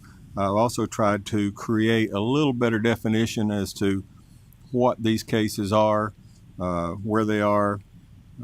Some of them you're very familiar with, litigation monitoring, that sort of thing. If an investigation is requested, that means I've got it. If legal's got it, it's either received from the staff coming in or it's received from investigation going out. And of course, consent orders proposed, that would be what you just finished.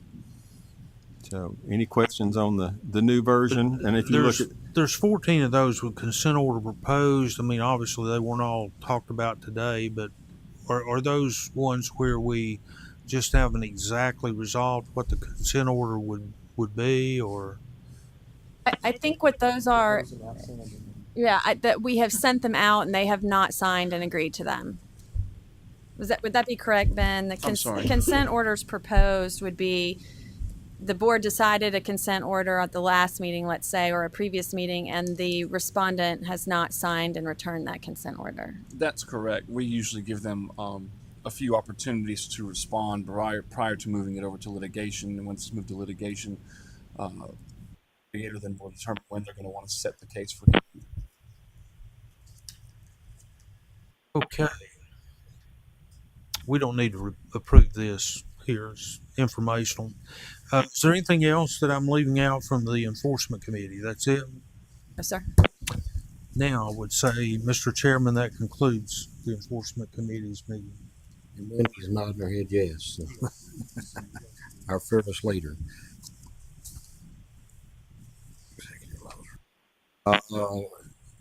That would bring us to laws and rules. Ready. Okay. Trey, do you have your report? I have the report. Very good. They're publishing ours now, so go right ahead. All right, so this is the proposed rules changes. I don't know if legal wants to just walk us through this. That's fine. I'll be happy to. Okay. Oh, I'm going to wait for everybody to get their copy, though, Mr. Watkins.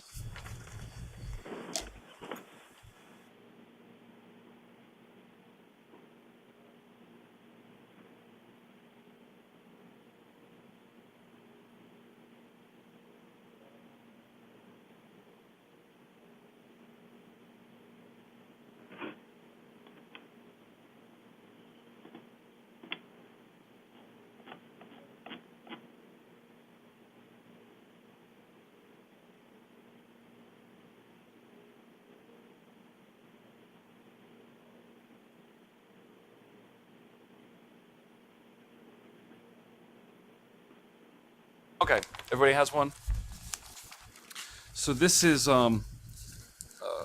perhaps hodgepodge might be the best word for it, of proposed rule changes based on some instruction from the board.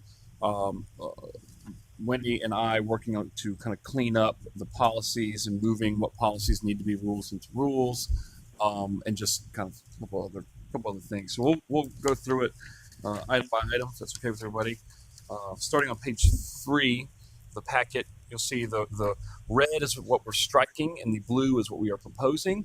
So first, Rule 0020-01-.04 with regard to fees. There is no more notification of intent to practice fee, I guess, ever since reciprocity. Mobility came about. So we would be striking that old fee and rule, and in place implement a transfer of grades or letter of good standing fee of $25, which currently we do not charge, but is my impression that other states do. I think Wendy can speak on that.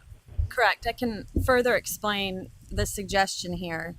So there are 2 procedures that Jared in our office performs that we don't, or services that we don't charge for, and most boards do. So there are 2 benefits to doing this. First, there's transfer of grades. So if you have passed the CPA exam in another state and you want to become licensed in Tennessee, then you request that other state to transfer your grades here, and then we check for everything else, your education, your ethics, your experience. So it's an initial application. It's just a different way of doing it because you took your exam somewhere else. So the fee here is when another state requests that you transfer your Tennessee grades out, Jared has to prepare a verification report to that state of what those grades are. So if an applicant or candidate comes to us and says, well, I want to get licensed in Florida, I need you to transfer my grades to Florida. Can you verify those grades and send them to Florida? So Jared is processing a report, signed, sealed, and sent to Florida to verify those grades.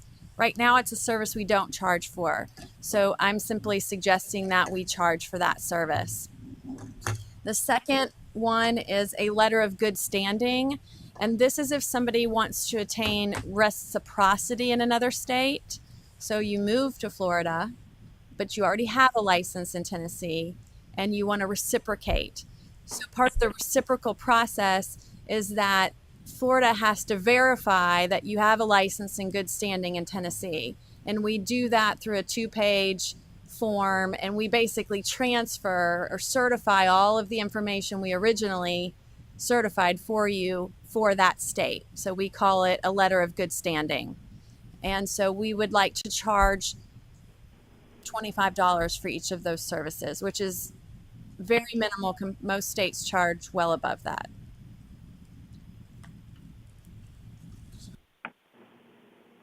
We also, if we do this, we can move these applications online, and it will help facilitate the process as well. They can go online, fill out the request, pay the $25. It automatically comes to our inboxes to then process. Otherwise, everything is paper. So that would be another benefit. Does anybody have any discussion on this? Is anybody opposed to charging the fee? Is anybody from my committee there? They all have puzzled looks on their face. Wendy, this is Gabe. I was looking. I don't have this. Is that something y'all just passed out in the meeting? Oh, I'm sorry, Gabe. Let That's me forward you the email. I mean, or I can just abstain from this and look at it and have a conversation more in the board meeting if we need to.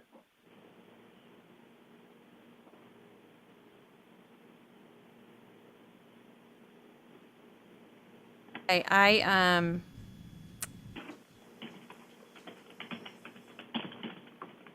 sent it to you.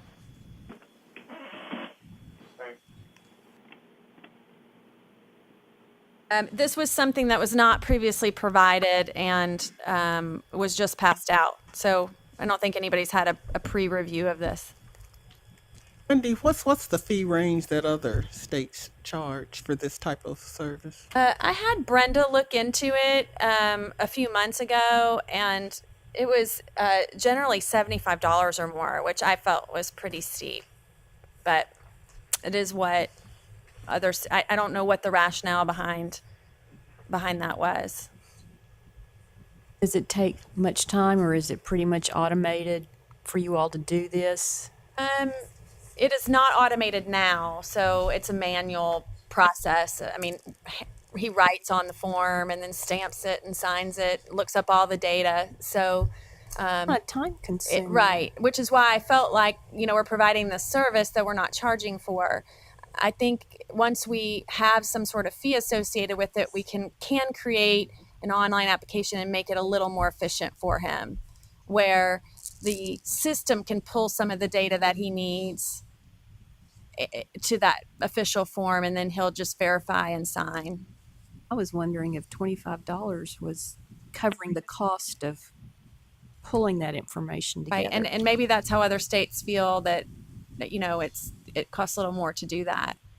Wendy, how long would you estimate it takes him to do one application or one transaction? I mean, is it a 1 hour process, or is something? I wouldn't think it would be quite that much. Do you have any more sense than I do, Karen?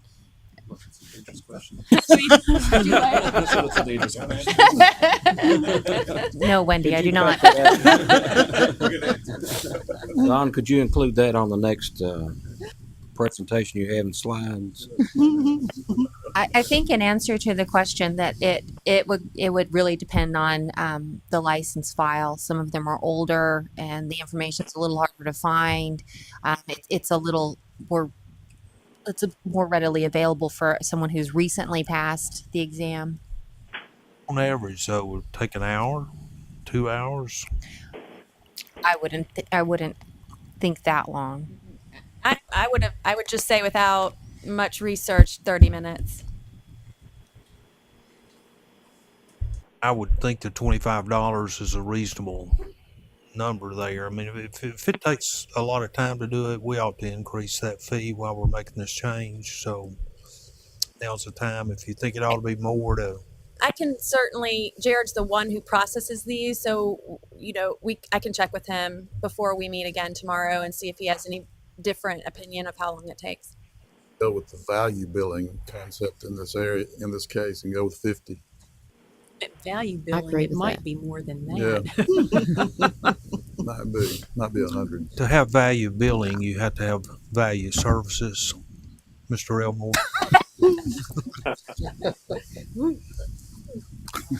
Wendy, I'm sorry, I'm just not looking at this. What's the $50? Is this a reduction in fees, or is this a new fee? It's Mr. Roberts. The notification of intent to practice fee is not a thing anymore. Okay. But it is still in rule.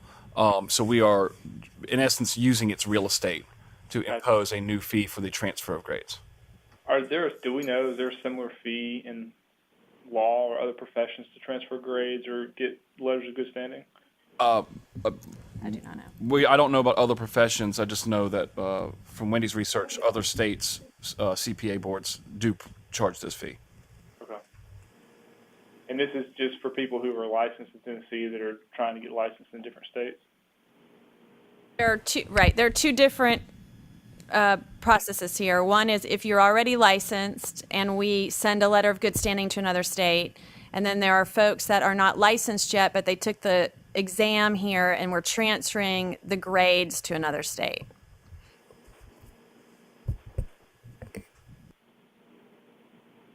And the idea of this is just to compensate us for the time it takes to do that? Correct. Okay. Any idea how many of these requests a year y'all get?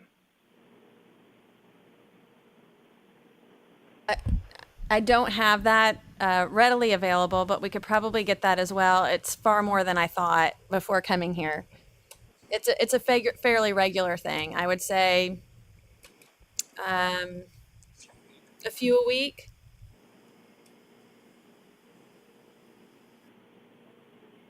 I could see that with people moving and doing things. I mean, that wouldn't shock me if it's more than that. Yeah.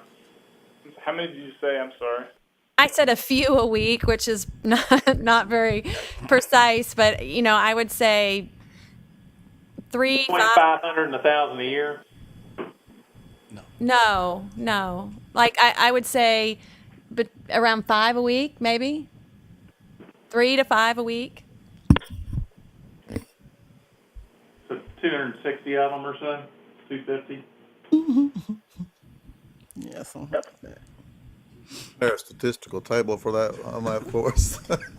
Whatever you would like. Beginning balance. Can we not just request that they tip, depending on the service they feel they got? I mean, I have no problems if staff is expending time to assist them with that move. I mean, I don't think people would be surprised by a fee for that. I think a $50 fee would be very reasonable.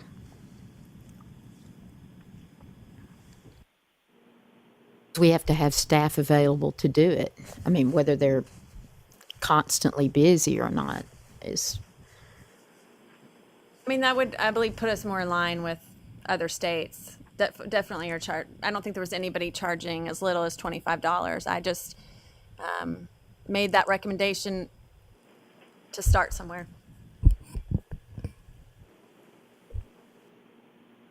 So are we saying to raise it to 50? Well, I think it'd be helpful to know about how much time he spends on an. How many a week and how much time? Yeah.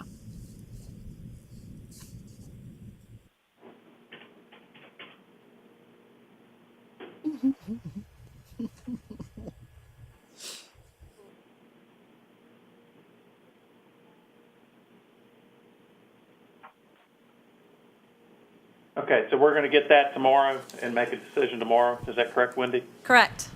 Okay. We go to the next one. Okay. The next one is one of the policies that one of the chief counsels and I identified as something that should not be a policy, but it should be a rule.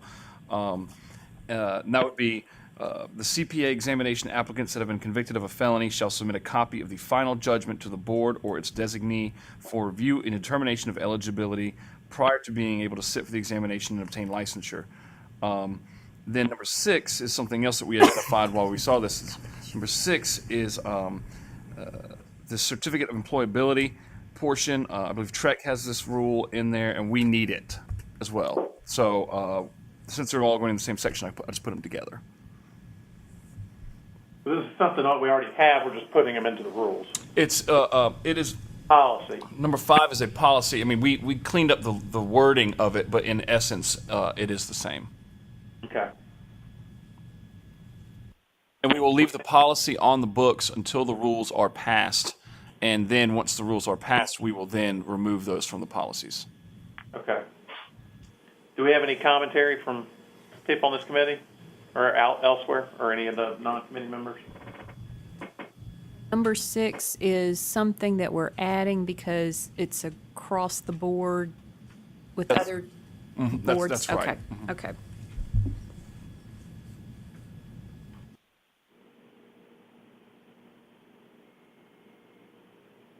Any other commentary?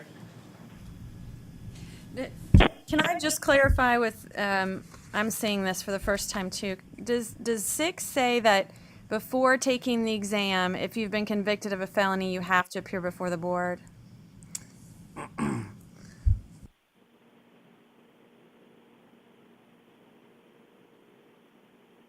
I was not here when the policies were written.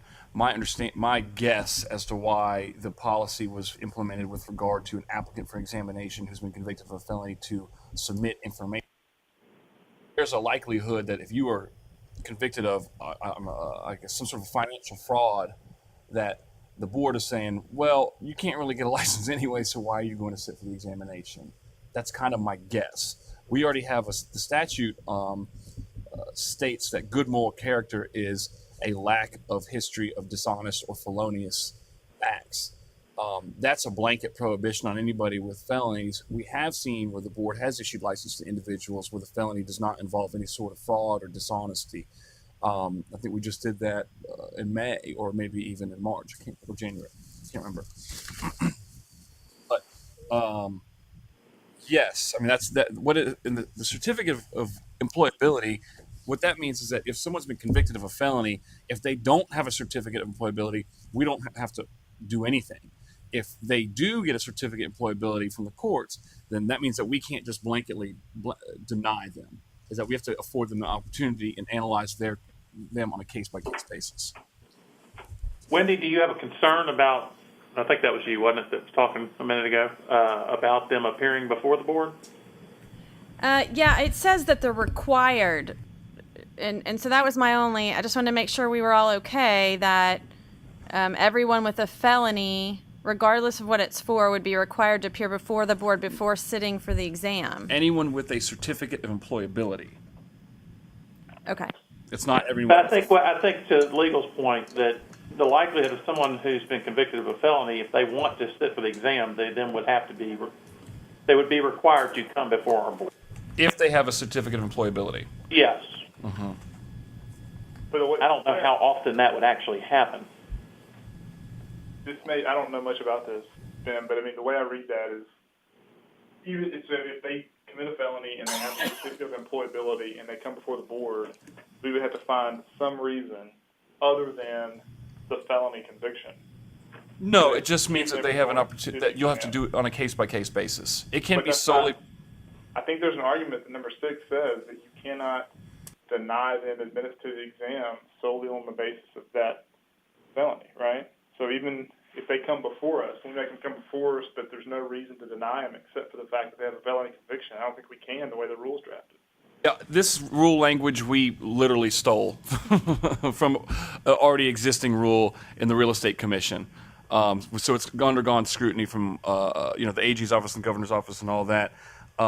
My understanding is that it can't be solely on that felony that they were convicted of one, but it could be what happened with the felony. What were the facts surrounding the felony? Did they steal money from someone? Did they stab somebody?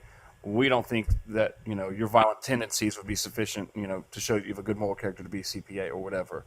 I just saw this rule for the first time today myself because we were working on these with Chief Counsel Glandorf this morning. Yeah, I'd be interested to know that because I could see this being a really gray area that would be a gotcha for us. I will get an example for you to talk to you about tomorrow. All right. Okay, so number 6. Okay, are we good on 5?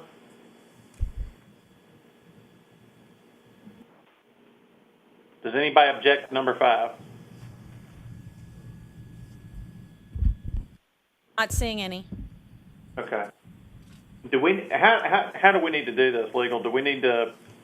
Let's just go through, and then if anybody objects to any, and the board votes to not push that forward to the whole board, then we can do that, and then the committee can vote to push the remaining ones to the board tomorrow. Okay. Does that sound good? Yeah, that sounds fine to me. Okay, let's go on to the next one. The next one, this is also a policy which we are now converting into a rule. It's just saying that candidates for examination that have been ordered to military service shall receive an automatic extension on any CPA examination credits in order to complete the examination requirements of paragraph 6 of this rule for the length of time that the candidate was ordered to military service. I'm going to presume no one has an issue with this. Oh, no one does. We want to continue to move? Let's keep moving. Okay.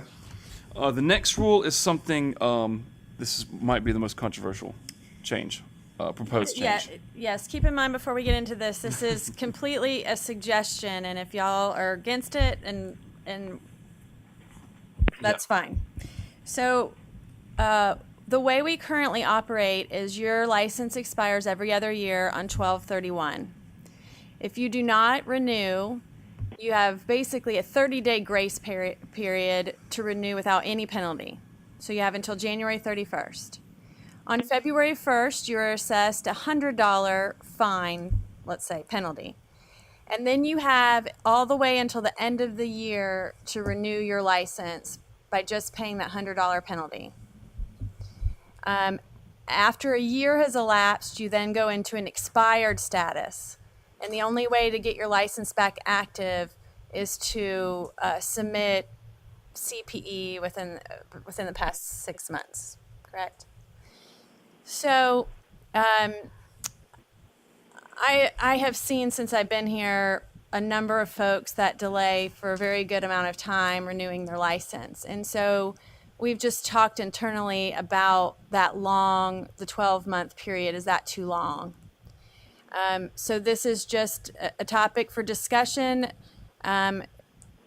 Would 6 months be a more appropriate time frame to give people to renew their license? The issue I see is that if we were to go with the proposed rule, which has you expire after 6 months rather than after 12 months, then in order to get your license back, you'd be required to get, Karen, help me, 80 hours of CPE in the past 6 months? Yes, all in technical subjects as penalty hours and a reinstatement fee of $250. So the penalty is pretty severe to get your license back once it expires. In addition, the CPE that you attained to get your license back cannot be used for renewal purposes. So then you'd have to turn around and get all your renewal CPE as well. So it's just is anyone interested in shortening this period of time, or would you like to leave it as it is? And the other thing is that we have people practicing on an expired license that we can't go after for an entire year. So in essence, we now have a 3-year license when they're only supposed to have a 2-year license. Does that make sense? Yes. I mean, I feel personally that people should be licensed to practice in our profession, and it's up to the practitioner to update their licenses and keep them current. A year does seem excessive to me. I don't have a problem with the 6 months because I don't think that's right that somebody can carry the board for a whole year by paying $100 fee and not having a bad license after that. I'll entertain any commentary. Anybody feel differently? This is Kevin Monroe. I don't have an issue with the 6-month period to have the license expired, but I'm thinking that, in terms of the CPE that's required, or what I'll call the 80 penalty hours, plus the normal renewal hours that would be required, I mean, that's pretty punitive. If you're talking 10 days of CPE for the penalty plus whatever it would take to restore in good standing with the current yearly or biannual requirements. What was the rationale for that aspect of the recommended change, if in fact it is a change from what we're already doing, other than the 6-month versus the 1-year expiration? Are you asking about the rationale of the CPE Yes. required? That is already existing. Okay. So I'm trying to think of consequences of changing this rule based on what already exists. So while I think this is a good idea, what quote unintended consequence could be this if you all see it as a penalty to get the required CPE. So that already exists in rule. In order to bring an expired license active again, you're required to get 80 hours. Right now, that would take place after 1 year, which is Right. when expiration takes effect, and we're proposing that would take place after 6 months. Correct. And I just want to make sure that if this sounds like a good idea, you understand what the requirements are to get your license back. What do you find is the common reason for not renewing it? It sounds like it's carelessness or neglect. I mean, it's not common, I assume, that the person's thinking about giving up the license. Because the question I had was, well, would this push some people are there people on the brink that may not renew? And I guess maybe I just know people who are not really practicing and they keep that license up, and probably with something like this they'd say, I'll just hang it up and not renew it again. But that's not the norm, I assume. It's usually that they're out there actively practicing and they just have not I don't think we have any real good data on why they're not. You know, we see all various things. We see people who just never called to inactivate or close their license because they've retired and just didn't notify us. Or there's people that are just too busy, you know, with their practice or medical issues or something of that nature and just didn't get around to it. Or they'll have moved and they did not update the board, which is also a requirement with their current address or employer's address. And so any notices that we send out for renewals go, out into the. I want to add that the entire staff contacts people who are delinquent in renewing, just as a reminder, let them know there's, you're about to have a late fee added, or you have a certain amount of time before your license is expired. So we do give pretty frequent reminders if we have good contact information. I think that's an important point, and I was going to show my ignorance and ask a question. What do we do about, and this has always just kind of been taken care of for me and our firm, and it's now that I'm retired, I'm gonna have to take care of it myself, I guess. But what is the process for renewing your license? Do you all send out invoices, or do you send a notice, or is it up to the individual to know when it expires and just take care of it? Well, the Department of Commerce and Insurance sends a letter. Ours go out on November 2nd, I believe, which is the first day that someone who's renewing can renew, with instructions on either renewing online or requesting a paper renewal form. We also send out, this year we send out a couple of email blasts to all of our renewing licensees with those same instructions. And we put information in the newsletter for how to renew. So it seems like the individual is on notice, has got ample notice that it's time to renew and pay the licensing fee. And then we're following up with them. In addition, once you reach, is it February 1st, we then send a letter to all of those who've been assessed the $100 fee to remind them that that's been imposed and to encourage them to renew. That being the case, I'm perfectly okay with the 6 months. I mean, I just think that's. I think that's more than adequate time to deal with us. Yeah.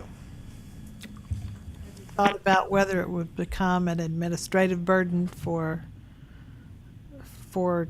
your staff. I mean, I'm just curious as to how many additional ones now you think. You're hoping that it just encourages people to comply, I guess. But yes, there could be more people you're dealing with heavier accountability. So I don't know. But if we're still trying to contact those people down the road, perhaps it saves us from having to do that more often. Right. I was just thinking about if they got past the 6 months, there'd be more people who got past the 6 months perhaps than got past a year. And so it could be that you're having to process their extra CPE. It's assessed. My hope is that when we reach out to the folks who haven't renewed yet, if we were to be able to say you have 6 months before your license expires, that might be a little extra incentive. Get action, yeah, and that would be a good situation.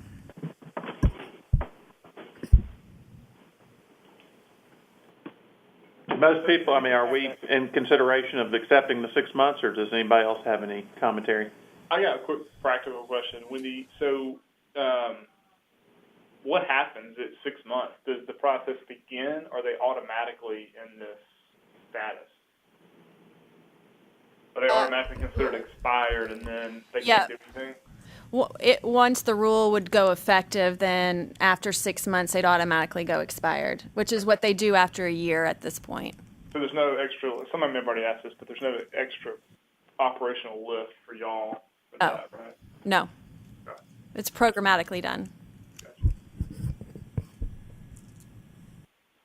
So if they had CPE hours but didn't renew for whatever reason, do those CPE hours that they already had count? I mean, they don't have to go get Well, actually, I'm glad you brought that up because they may not. Because if you got this, so that in order to reinstate an expired license, so let's say it's July 1st under this proposed rule, and your license is expired, and now you submit a reinstatement application, that's going to require the 80 hours in the past 6 months, which means you have to obtain that since the first of the year. If you had obtained some CPE to renew your license, that was probably done before January Right. 1st, so it would not count. That doesn't seem fair. So what if they had not? If they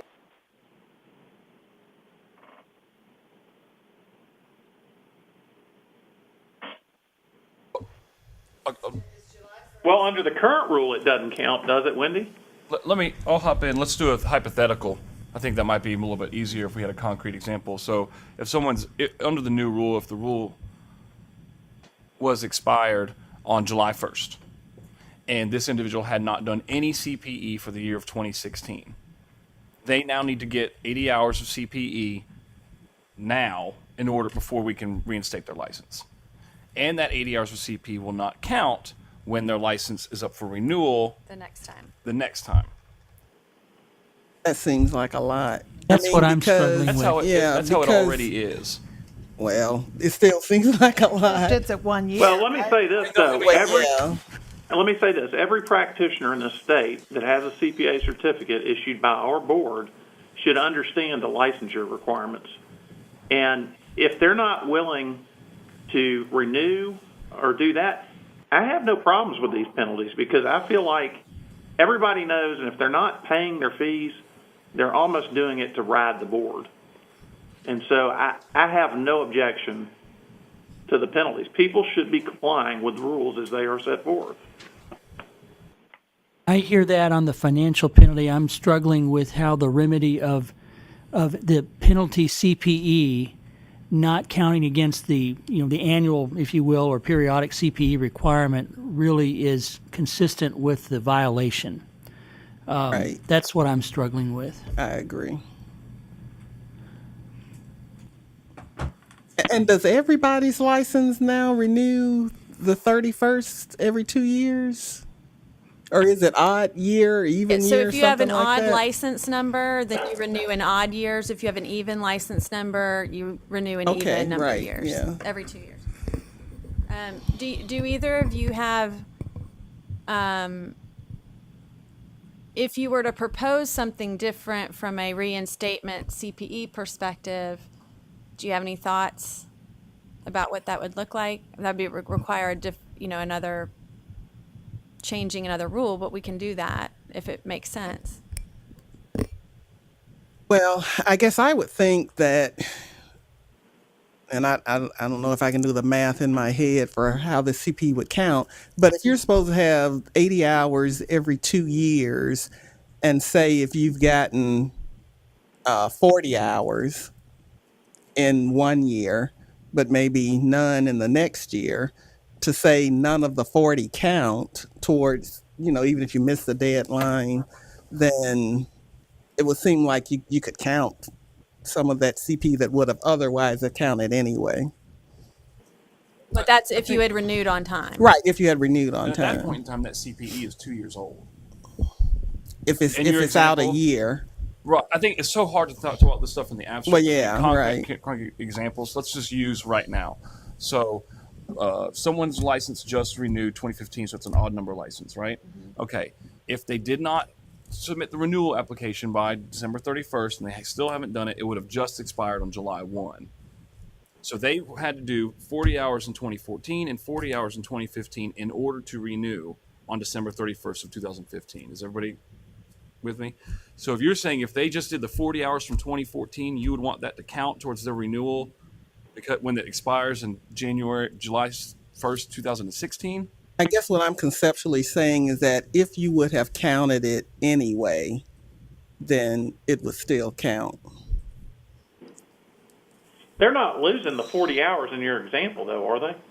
If they got 40 and 40 and just didn't renew in the previous 2 years, they don't lose those 80 hours, do they? No, they were. Well, benefited by have taken them, I suppose. They technically do, Trey. They technically do, Trey, because in our example, if you Right. expire on July 1, or I mean, you expired, July 1, and you decide on July 14th you want to reactivate your expired license, you the lost all that requirements CPE. are that you get 80 hours in the last 6 months. And so 6 months I got you. takes you outside of the period of renewal. Right. That's what I would have a problem with. So And even right now, I mean, after a year, they're still going to have that stuff would be long gone. Well, I guess Because I'm the just 6 saying if they wouldn't, if it wouldn't count, if it would count had they renewed on time, then let it count.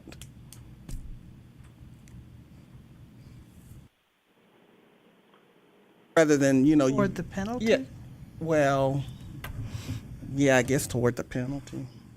I mean, here's my perspective. Rather My than perspective is that we've already got a rule, and it seems like if we make any of those changes, that we're softening the penalty for not renewing. That's how I see it. I agree.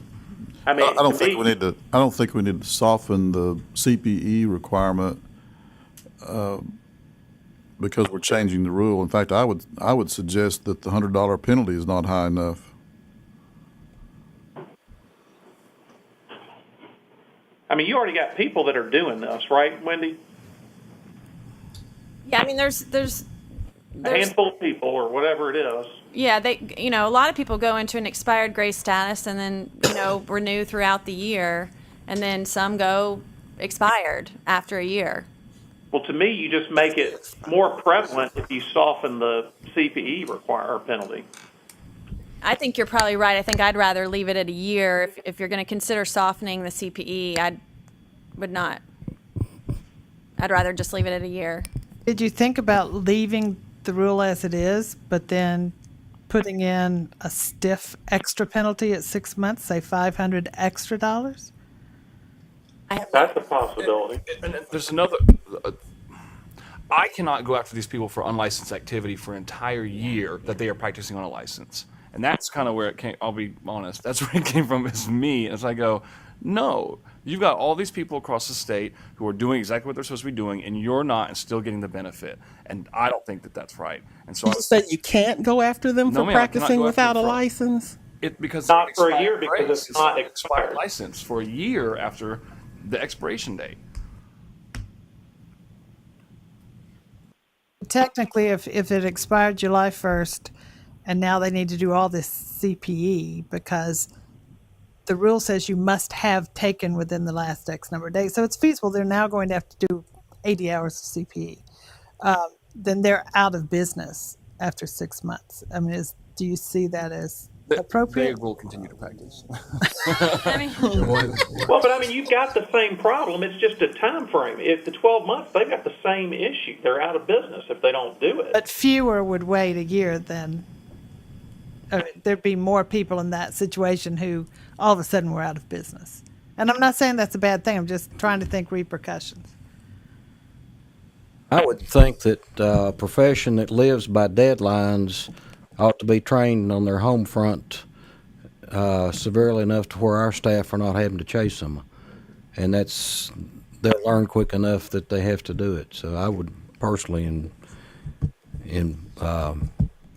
endorse this one.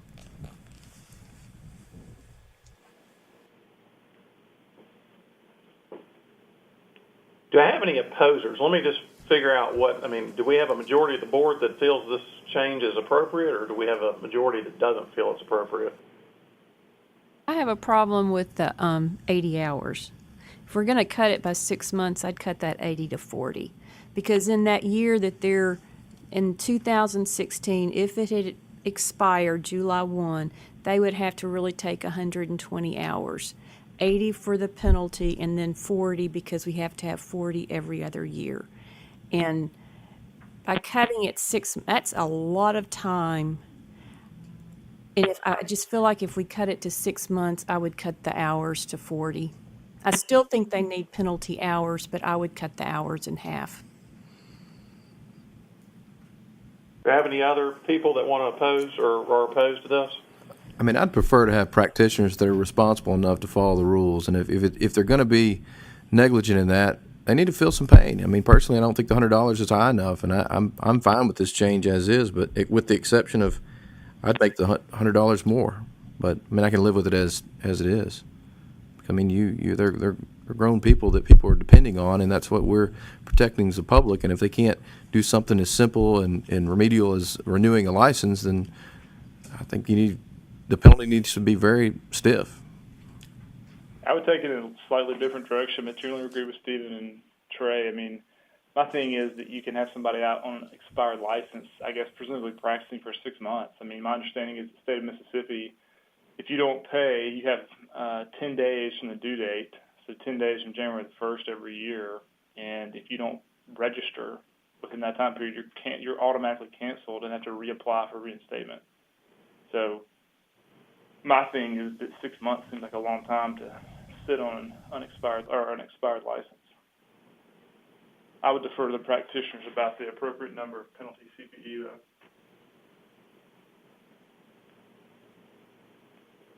This is Kevin. I would share Gabe's view on the 40 hours versus the 80, but I also am mindful of the comments. We need to follow our reinstatement and our licensing requirements. I would also be open to increasing the penalty, the $100 to a higher amount, whether that's $250 or $500. I'm not sure there is a right answer or a singular right answer, and I'm flexible here, but I did blanch at the 80-hour penalty CPE over and above the additional required CPE. Yes, I'm wondering if we can decouple this CPE from paying fines for practicing on an unexpired license.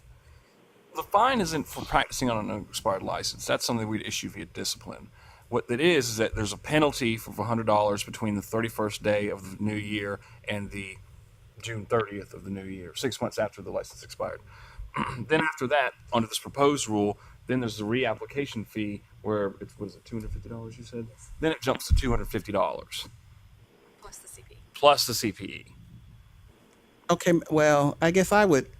If they practice on it now, if July 1st comes around and I get notice that Mr. Eldridge's license is expired and I go on the website and I call him and he's at work, then that would be practicing on unlicensed. That would be unlicensed activity. We'd open a complaint and we'd pursue civil penalties or other forms of discipline that way. It'd be two different things. Still be on the hook for the 250 and the CPE and everything else. Right now, I can't go after these individuals until a year after it's supposedly was expired. I guess I think it's appropriate to go after them before a year. And I guess I'm just not sure what applying the CPE, what that really does. If that's really the most effective way to do it rather than just fining them and get them to get their license. If I had to take 80 hours of uncountable CPE, that would be motivation for me to go Me too. license myself. Big time. Real more than the fine. Yeah, that would push me over the edge. I think whatever. So I'm guessing that the CPE is already in place. So that's just has been the requirement to reinstate an expired license. I presume that was put in place however many years ago because if your license is expired, let's say for 5 years, and now you want to get back into practicing, you probably need a substantial amount of CPE to get caught back up and get into the business again. So I'm assuming that's why it's as stiff as it is. So it does create a situation where you haven't been out of practice for very long. But if we were to change only this, that would have to apply unless we make other changes. It's a totally separate rule, right? Right. It seems like So, they I mean, can we can kinda go fit back and work together in on a it way if that that's maybe the they feeling shouldn't of be the committee together. or the board and attempt to provide some changes on the other side. But if you make changes on the CPE side, that also means the person who hasn't been practicing for 5 or 10 years that wants to get back would abide by that same. Could we make some changes about how long you had an expired license and couple that with the number of CPE penalty hours or catch-up hours? Or is that just getting too complicated? Because I agree, if somebody's expired license is 6 months, they probably have kept up with their CPE, but someone that's been out taking children or a family member and they've been out for 3 or 4 years, they do need 80 hours. I'm confused with the request. Are we talking about inactive licensees becoming active again, or are we talking about expired individuals? Because I would think if someone willingly left the workforce for a period of time, their license is in a different status. Right. That's correct. Okay. It's in an inactive status, not in a expired. Correct. And if they are inactive, in order to become active again, they have to complete 80 hours of CPE within the 2 years preceding the date of the application, and those CPE hours are considered. They can utilize those for renewal for the next renewal cycle, so long as the CPE hours fall within that 2-year renewal cycle. Okay, so we're saying that So expired status is not considered a good status. And so that's why the CPE requirements for an expired status are so significant. So if you know what you're planning to do and you properly close your license or you properly inactivate your license, the penalties are not as stiff.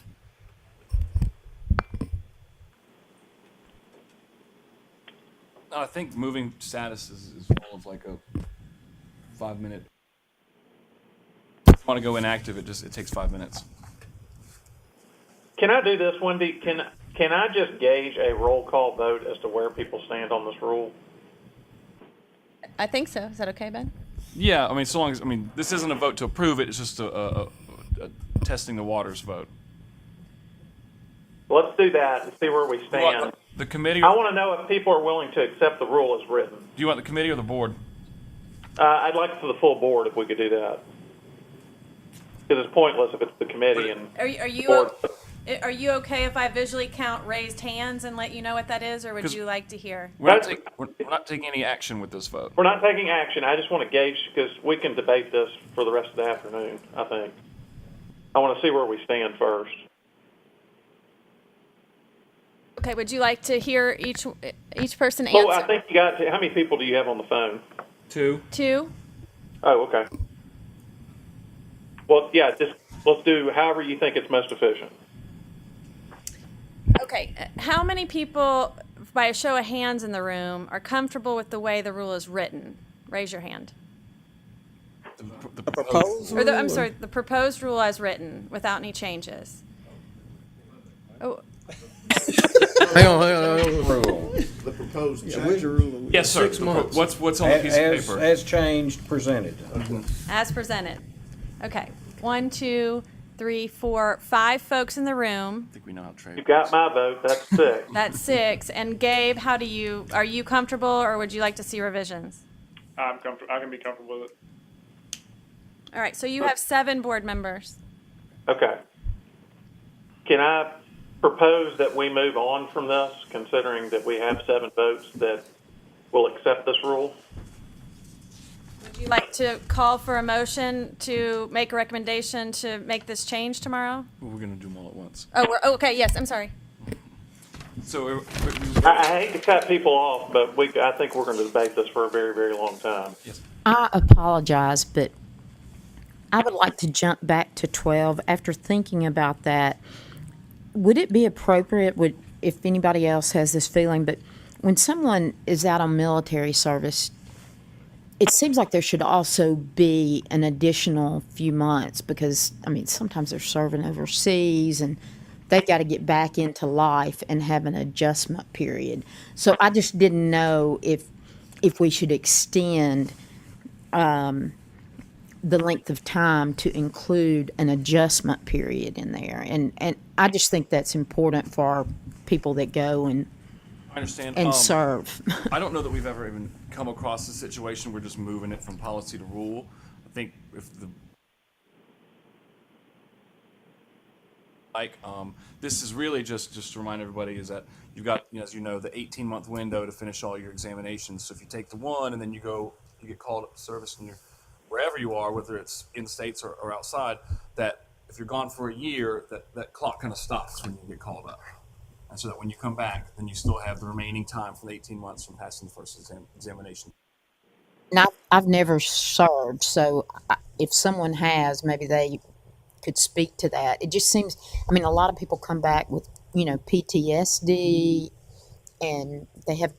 Now, they can also, for good cause, write a letter to the board and request an extension. Oh. Extension of time, so yeah. Mm-hmm. And I think the board would probably Apologies. be pretty lenient in that situation.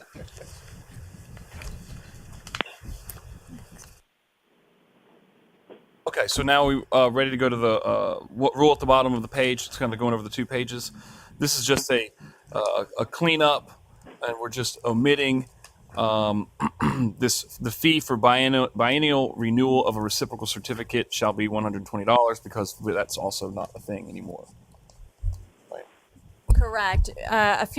Some of you will remember back a few years ago, we changed the renewal fees from $120 to $110, and there was a separate spot in the rules where it was stated that reciprocals had this renewal fee, and it was skipped over when those changes were made. So this is just to clean up. Any questions? We all good on that? Okay, we're going to move to Rule 0020-05-.04. This is actually a rule you all requested that we look into drafting at the last board meeting. It was about that CPE instructor who then attended their own class.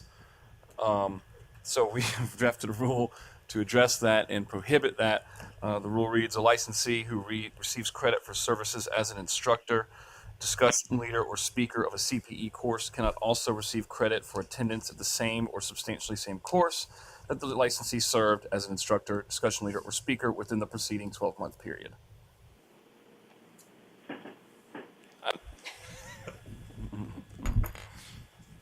Any questions on that? Comments? Okay. The last proposed rule is another one that we're taking from policy. Basically, it's a vehicle for CPE courses which are not registered with NASBA to be assessed by the executive director for potential use, penalty or renewal or whatever.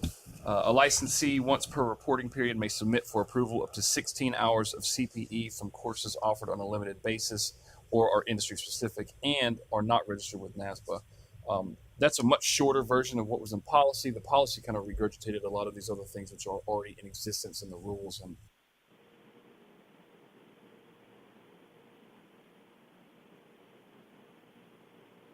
Do you have any issues with that one?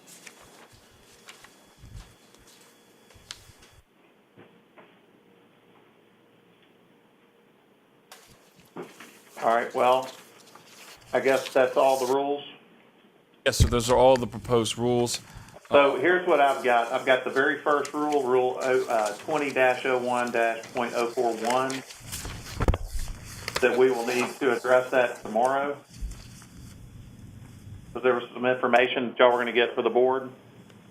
Correct. And then number 6, you were going to provide some, legal was going to provide some other examples, I believe. That's correct. And I believe everything else was agreed to. Do y'all see that differently or the same?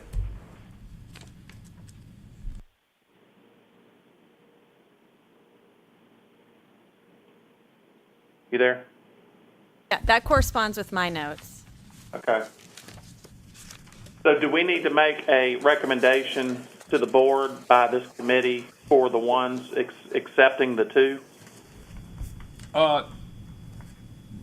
Sure. Yes, sir. And you could actually make a recommendation to put them all forward contingent upon the receipt of the information for the first 2. Remind me on the very first rule, what was it? What were we looking at there? My notes say that you all were interested in seeing What other people charged, or how much time it takes to process one of these, how many per week that we do, so that we can determine what is the appropriate fee. Okay. I will entertain a motion from the committee to accept or present these rules tomorrow to the board for their approval, contingent upon the submission of additional information.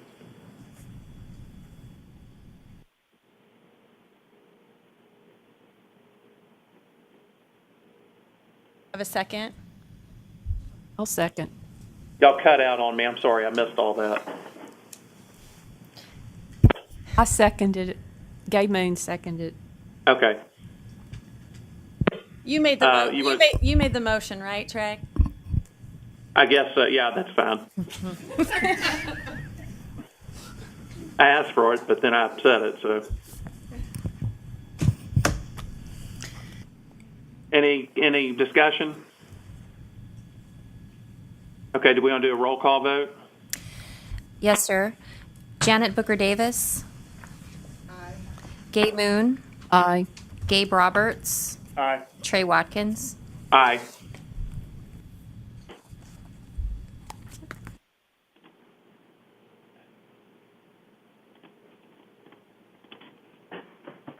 Okay, I think the last thing, Trey, is I was just going to have Ben give a quick update on where we were on proposed rules. Okay. Rules that you all have already approved that are working their way through the process. Okay. We have two sets. There's one set that is, I believe, at the Attorney General's office, awaiting the signature of the Attorney General, and then it will go to the Secretary of State for signature there and posting. And the other set is being pre-reviewed at the Attorney General's office right now.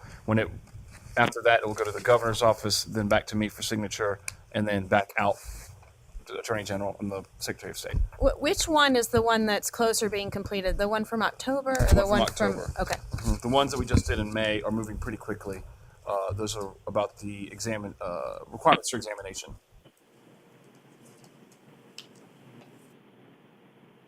I believe that's all I have, Trey. Okay. I guess, do I have a motion? Well, I will make a motion that we adjourn the committee. I make a motion that we adjourn this committee meeting. Okay. Second.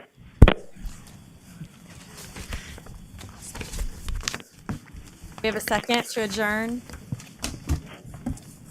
I bet Gabe. Is anybody still there? Did I, Am I on the phone by myself? I guess so. I'm here. We need a second to adjourn. Second. Okay, Janet, second. Okay. Any discussion? No. All those in favor say aye. Aye. Wendy, do we have any further business today? I don't believe so.